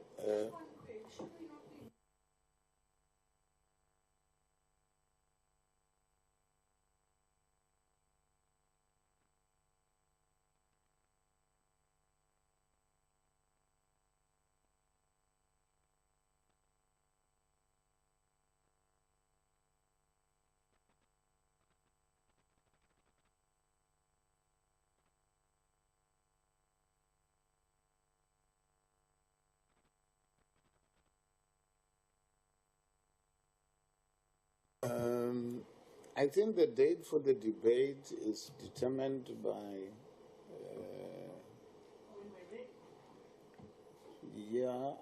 what is the process? They are going to give us a date. I think for now, if we can request for 2 weeks, we can manage. I'm not very sure whether if we ask for 3 weeks, we might. Honorable Stebe. Chair, I think it can't. We listened what have to happen, and then we still need to do it clause by clause. Yeah. And the department must come back and give their input. So I can foresee that maybe 3 weeks it's pushy. But let's ask for 3 weeks. If we get to that, we might ask for another extension. So what we have resolved is we are asking for 3 weeks. Okay. Then can we do that today? Just to draft the letter. Yes, Chairperson. The memo is ready. We'll just change the dates here and there. Oh, you had already done it. No, we're very proactive in our work, so we have everything ready to go as and when requested, Chair. Okay, I think that is done. Oh, by the way, we are on an open. Sorry about that. Okay, Honorable Stebe. Can we then take it 3 weeks from the 1st of the month? Yes. Of the next month. Thank you. We are not sure whether we are going to be given that, but let that be in our request. I'm told then that COSATU is ready. Are they online or online? Okay. I'm told COSATU is ready online. Then we are going to have the presentation by COSATU. We already had a presentation from FW de Klerk Foundation, from the Association of Christian Media, and from AfriForum. Can I then hand over to Kosatu? Over to you. Okay. Good morning, Chair. Good morning to honourable members. Hope you can hear me okay. Yeah, we can hear you. Chair, I want to thank. Okay. Thanks very much, Chair. Apologies for being here virtual. Parliament is quite busy as we head to the final stretch of this administration. But I think we do want to appreciate the committee giving space to COSATU just to share some of our views and some of our concerns around the bill. I think we can just go to the next slide. So, Chair, I mean, we do have some concerns about the bill in terms of the constitutionality, but also the possible impact of the bill and what could be unintended consequences. But having said that, there are also some parts of the bill which are simply straightforward and are supported. We were quite concerned about the initial draft of the bill, and I think we do appreciate that some of the concerns we had were removed in the subsequent draft, and that is appreciated. But we do have some concerns, Chair, still that the bill, we feel, doesn't sufficiently enhance the oversight role of the Inspector General. We also fear that it is still a little bit vague with regards to some definitions of threats to national security, and also the issue of checks and balances around the bulk monitoring of communications. I think just to next slide. So, Chair, our stance as COSATU, colleagues might ask, why exactly does the Trade Union Federation care about an intelligence bill? So, I mean, our stance, Chair, that, well, this affects all of society. We are informed by the revelations of real abuses of the role of the state security and intelligence services in the past decade, during state capture, etc. And we see those abuses took place for personal, for criminal, for factional, for political purposes. I think all political parties have been equally concerned. And of course, we are very worried about, serious allegations of criminal activity that remain within the state security, the intelligence services, whether it's issues of theft or corruption. But I think also, of course, Chair, these concerns are not assisted by the fact that we just don't see people who have been implicated in these criminal activities being held accountable in terms of prosecutions, etc. And I think hence, we did support also the high-level panel's recommendation specifically on what needs to be done, not just administratively, but also in terms of legislative overhauling of these institutions. So next slide. So, Chair, I mean, some parts of the bills we think are quite straightforward, and we support them. So, separating domestic and external intelligence capacities, I think that's straightforward. Formalizing National Intelligence Academy, it's administrative, straightforward. So those are common sense. We support them. But again, Chair, we don't think they are addressing the challenges of the abuse of the state security in the recent past, as highlighted by the high-level panel. The next slide. Chair, we were really quite shocked when we saw the first draft last year. We just felt it was significant overreach, and we just would not pass constitutional muster. We were quite, amazed that state security would not want to vet If I was to disturb you a bit, most of the presentations say initial draft bill. And maybe if I was to clarify that, that bill, according to Parliament or according to, we never received that bill. It was just in the open, but that is not the bill that was presented to Parliament. So according to us, this is the only bill that we know. I just wanted to clarify that one. You can continue. Yeah. No, thanks, Chair.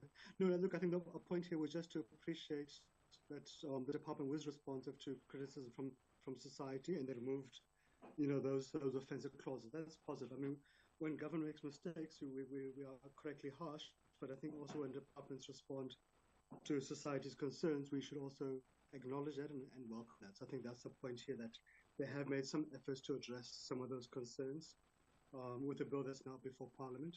I think just to next slide. So I think, Chair, where we're concerned, it's a couple of areas. So there was,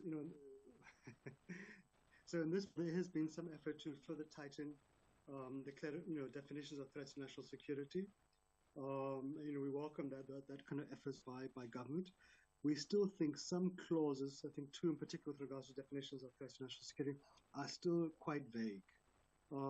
This is going to make it at a practical level difficult for the police to investigate. It obviously will make it quite complicated for the NPA to prosecute, and of course, I think you will struggle to find convictions in courts around it.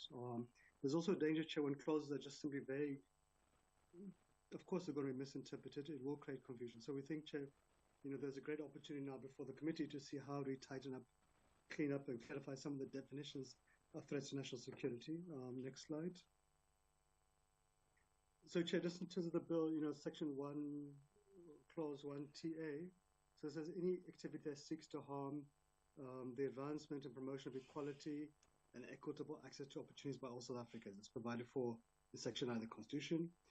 B, any activity that seeks to harm the advancement and promotion of peace and harmony, freedom from fear and want for South Africans.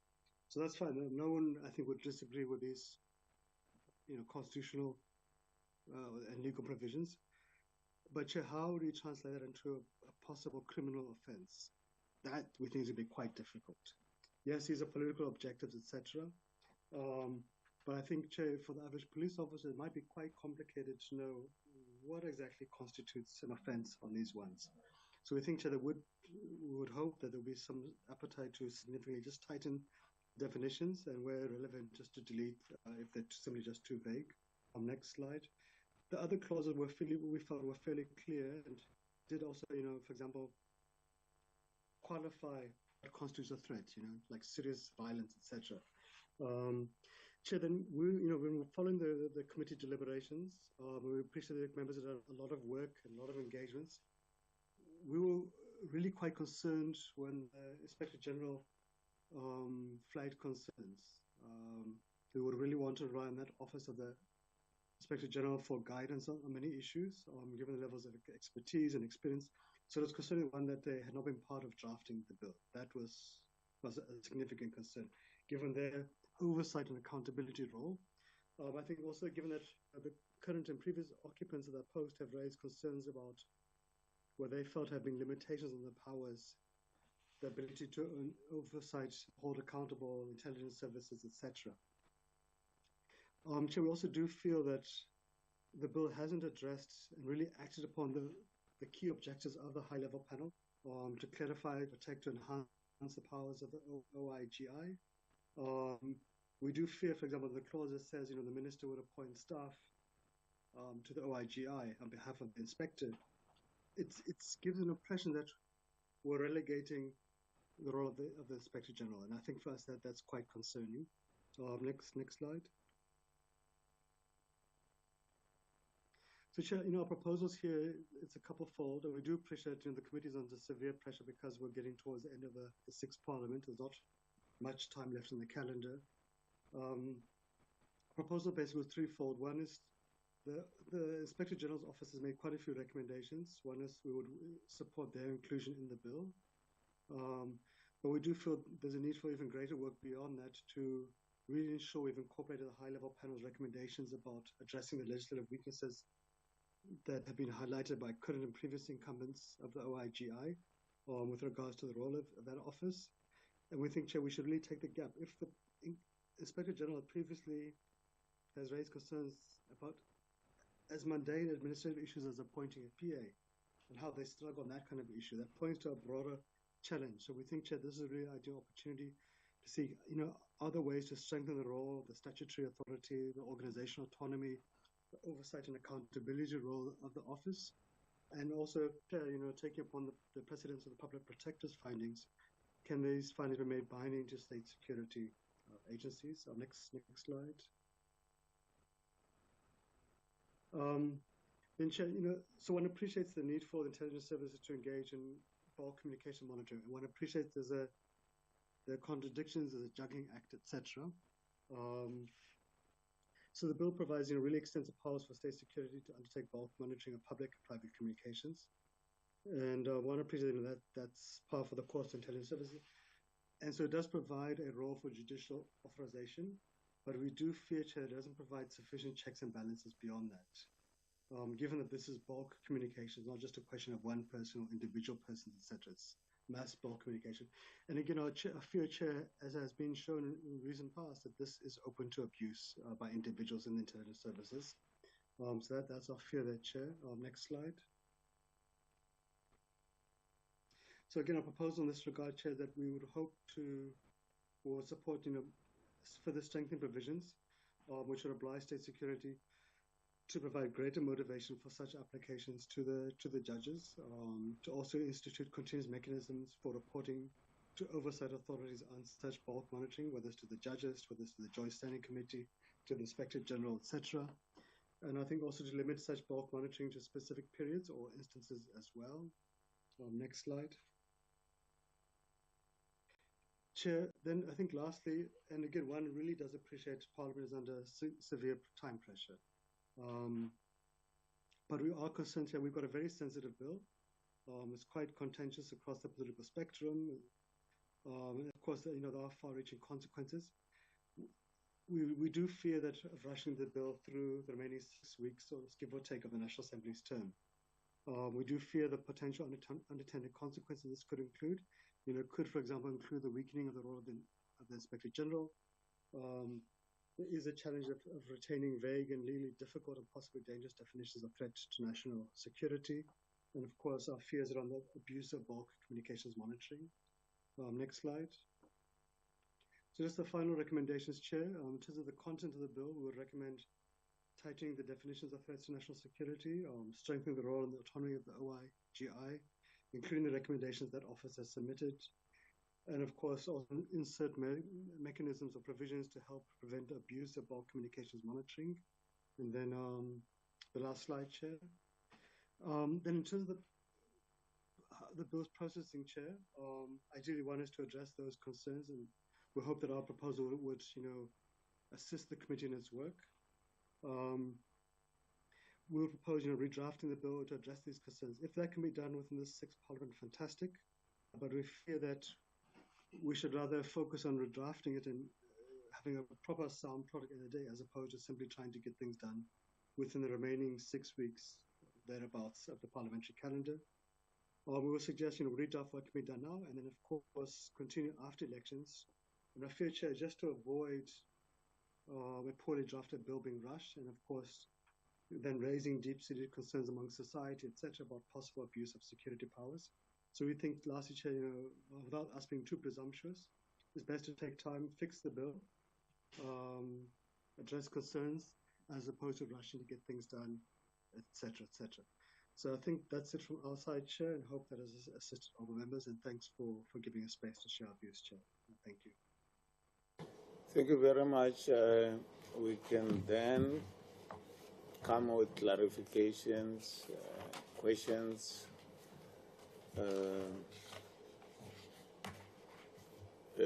On the presentation. Maybe if I was to start on slide number 10,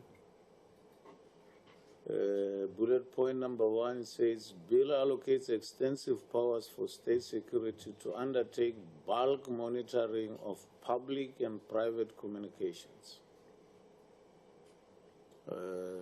Maybe if I was to ask, my understanding of bulk interception or bulk monitoring, that is done externally, it's not done for the citizens of this country. And it definitely deals with signals. My understanding is that it's simply a harvesting of signals that are there in order to identify those that might be a threat to the country. It's not actually dealing with the public. That is my understanding. Maybe if you could tell us your understanding in relation to that.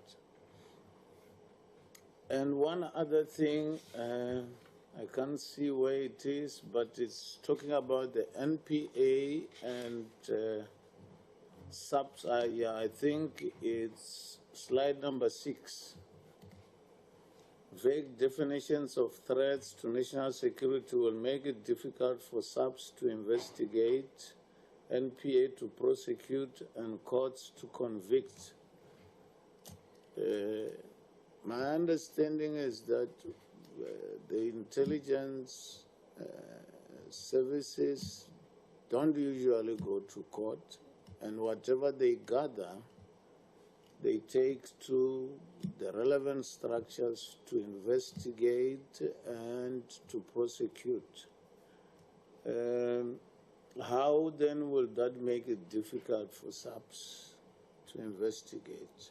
Meaning that if they don't have enough information that has been supplied by the intelligence agencies, the NPA will say, go back and do 1, 2, 3, because what we have here doesn't give us a chance to prosecute, especially because members of the intelligence services don't usually go to court to give evidence. That's why they are called spooks. So I don't see how that can make it difficult for NPA and SAPS and the courts. Open to members. Honorable Kolabana. Thank you very much, Chair. I'm most interested in your phrase that you were surprised that the Inspector General was not included in the drafting.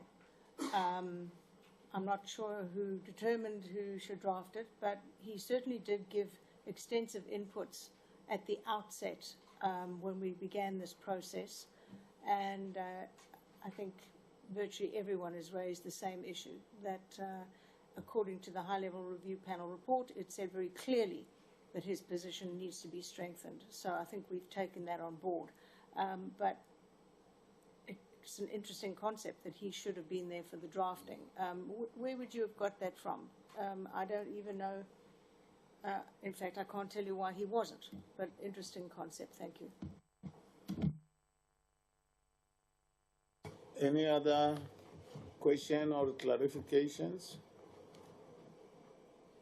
If not, can I hand over to you for answers? No, thanks very much, Honourable Chair and Honourable Members. Chair, look, I think it's basically three questions.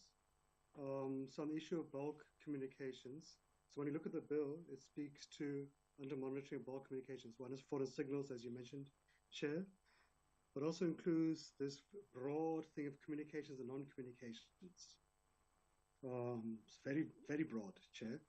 We would understand communications, we'd hope, we can be wrong, but communications, we understand, would include all forms of communication. And I think the fact that it says communication, non-communication is given a broad thing. And look, we understand the logic, retailers need to gather information from all possible communications. So that's not an issue of dispute. I think what concern, Chair, is that, fine, you apply to the 2 judges, fine. And then what? We think with this space and need, given our recent history, to see can we further tighten on the motivating criteria to the judges? Can we look at tighter timeframes, etc.? Because right now, Chair, we think, and we understand intelligence must gather information. That's fine. There's no dispute about that. But can we have a bit stronger checks and balances? And Chair, it's not because we're speaking from theoretical possibilities. I think we've all seen quite publicly the abuses that have been reported in the media, etc., in the past decade plus, Chair. Chair, on the issue of the definitions of threats to national security, look, one appreciates, you would need a little bit broad, fine. So, but I think the point, Chair, what you've raised is actually the point we were trying to raise. So, state security will present a docket to the police, to the NPA. We would struggle with these broad definitions, which says any activity that seeks to harm the advancement and promotion of equality, equitable access to opportunities, by all South Africans as provided for in the Constitution, or any activity that seeks to harm the advancement and promotion of peace and harmony and freedom from fear and want for South Africans. Those are very, very broad things. And yes, Chair, you're right. So the police and the NPA can simply say to security, there's not a convincing docket, go and rework it, etc. But Chair, shouldn't the purpose be that come with as tight as a bill as possible to avoid that kind of a scenario? Chair, I think to Honourable Kola Barnard, so we had raised the issue of OIGI because he publicly was quoted as saying he was not involved in the drafting. That concerned us because we would understand that the normal drafting of legislation from a department would include the relevant state organs in that sector. So that for us is a bit strange. But that could, in all it could be just simply administrative mistake, okay? But given how the previous and the current OIGIs have raised alarm bells about not or struggling to exercise their role, etc., given the consequences society has faced because of their difficulties, given the high-level panel's recommendations on the need to strengthen their role, etc., that for us is quite concerning that they were not part of it. And in fact, some of the articles we had seen in the media, which was that, well, they should simply go to the parliamentary process to make the comments. We don't think the OIGA is simply another NGO or JOSOP, and there's nothing wrong with JOSOP for the public or COSATU, etc. They've got a vested legislative oversight role.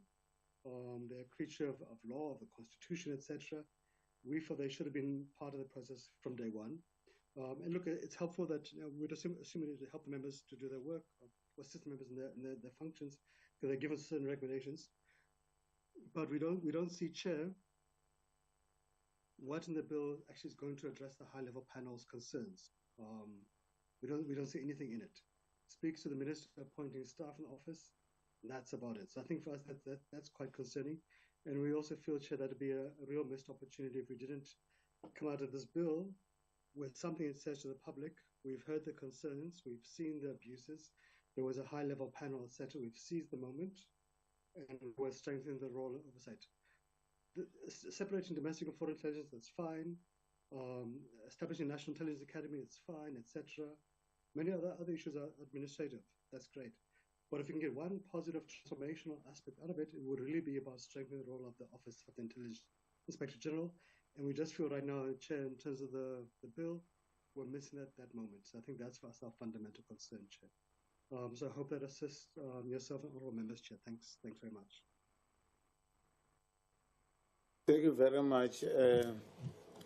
If I was to comment on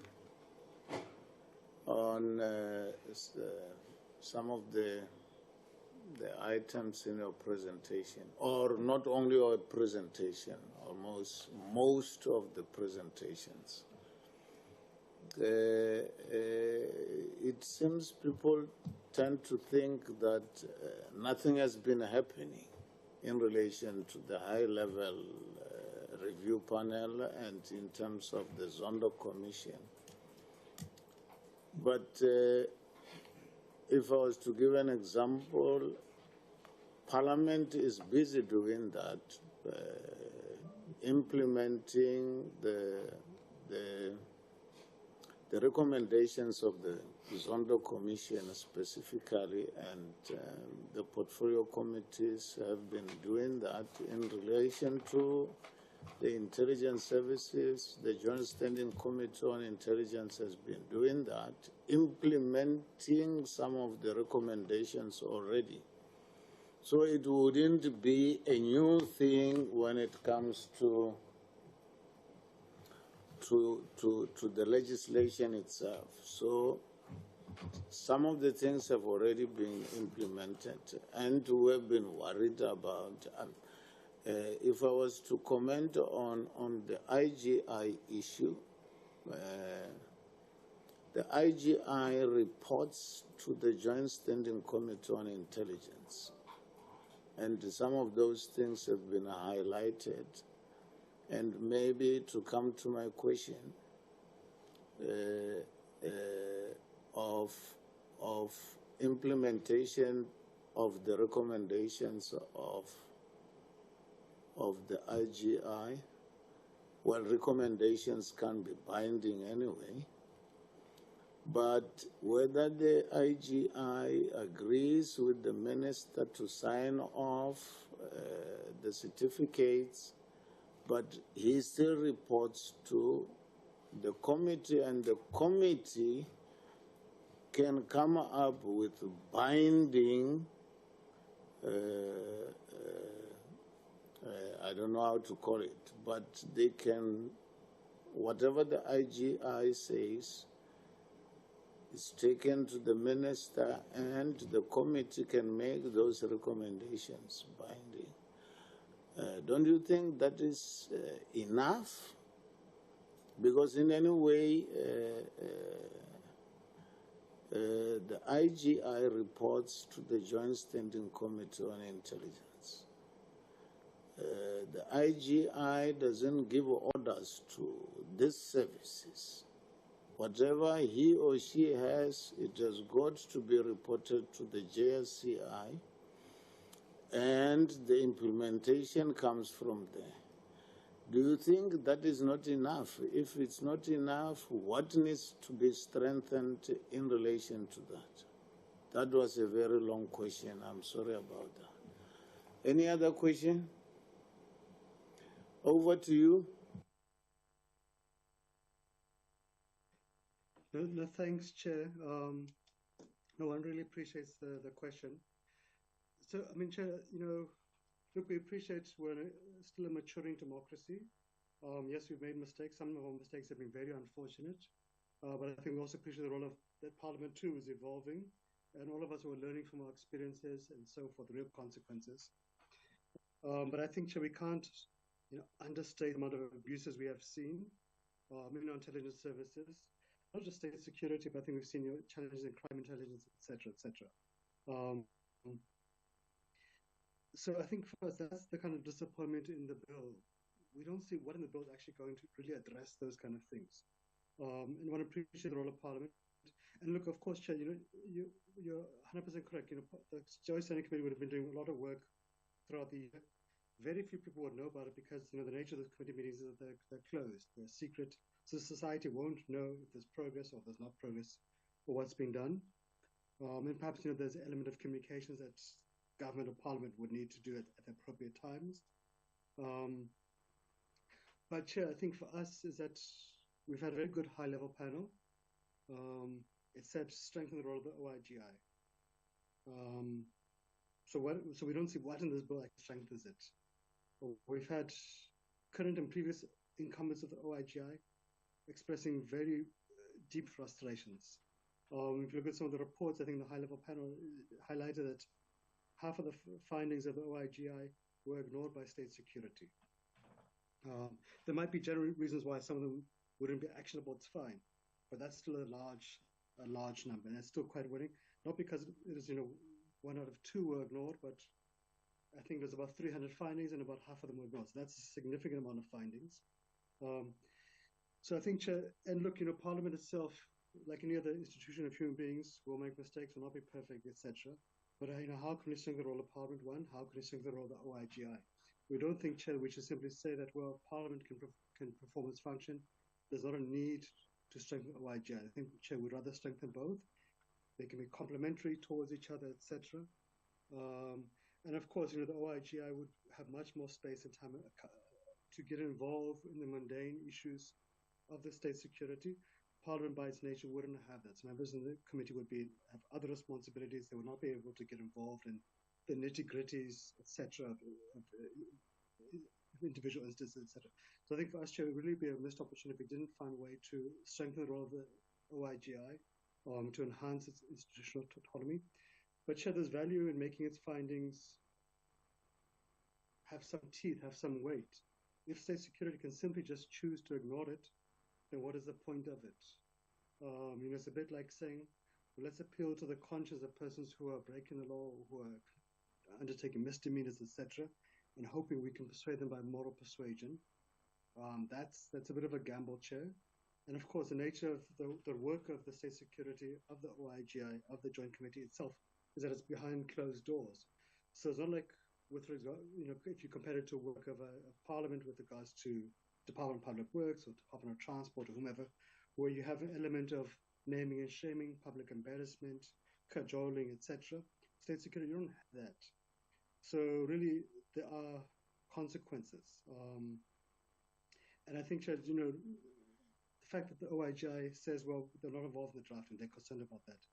The fact that incumbents say we can't even appoint a PA, I think it just indicates to us, not that we're concerned about PAs, but I think it indicates to us that there's a problem, and here's a great opportunity to address that problem.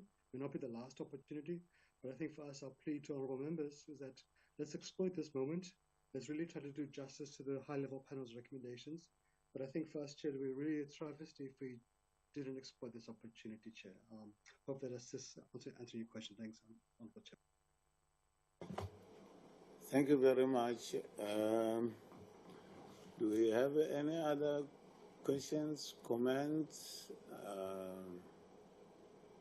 Anything on that? Maybe if I was to comment, which I think is relevant, should I talk about myself personally? I would agree on the administrative part that is the first thing that must happen to the IGI. The finances, his staff or her staff, having his own IT system separate from SSA.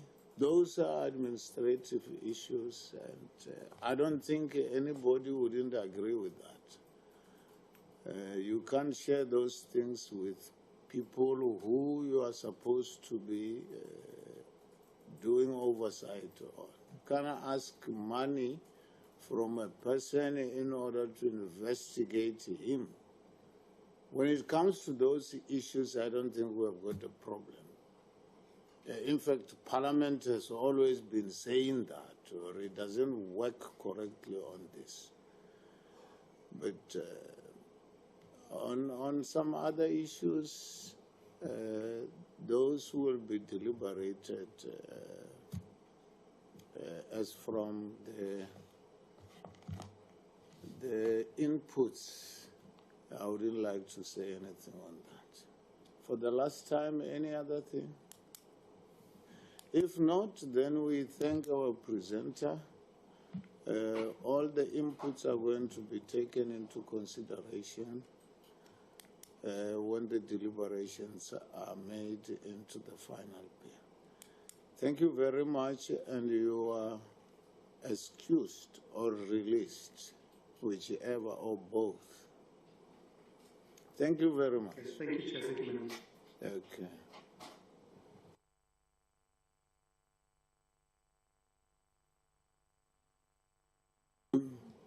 There we are. Can we be, where do we go from here? Siakokanje or Richard? Tomorrow meet again. Okay. Can I then declare the meeting closed for today? And then we will be, tomorrow, what are we dealing with tomorrow? Who do we have? Tomorrow shall we have full.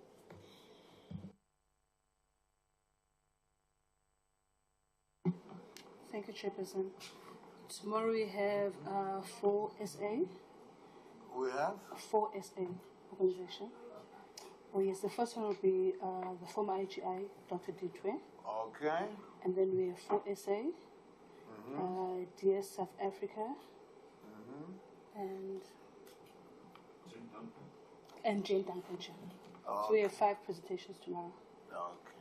It doesn't matter in what order they will be. We will all be here. Okay. Did I say the meeting was closed? Yes. Okay. Sorry, Chair. Tomorrow we have to start at 8 o'clock because because of Dr. Ditwe. Okay. Thank you very much.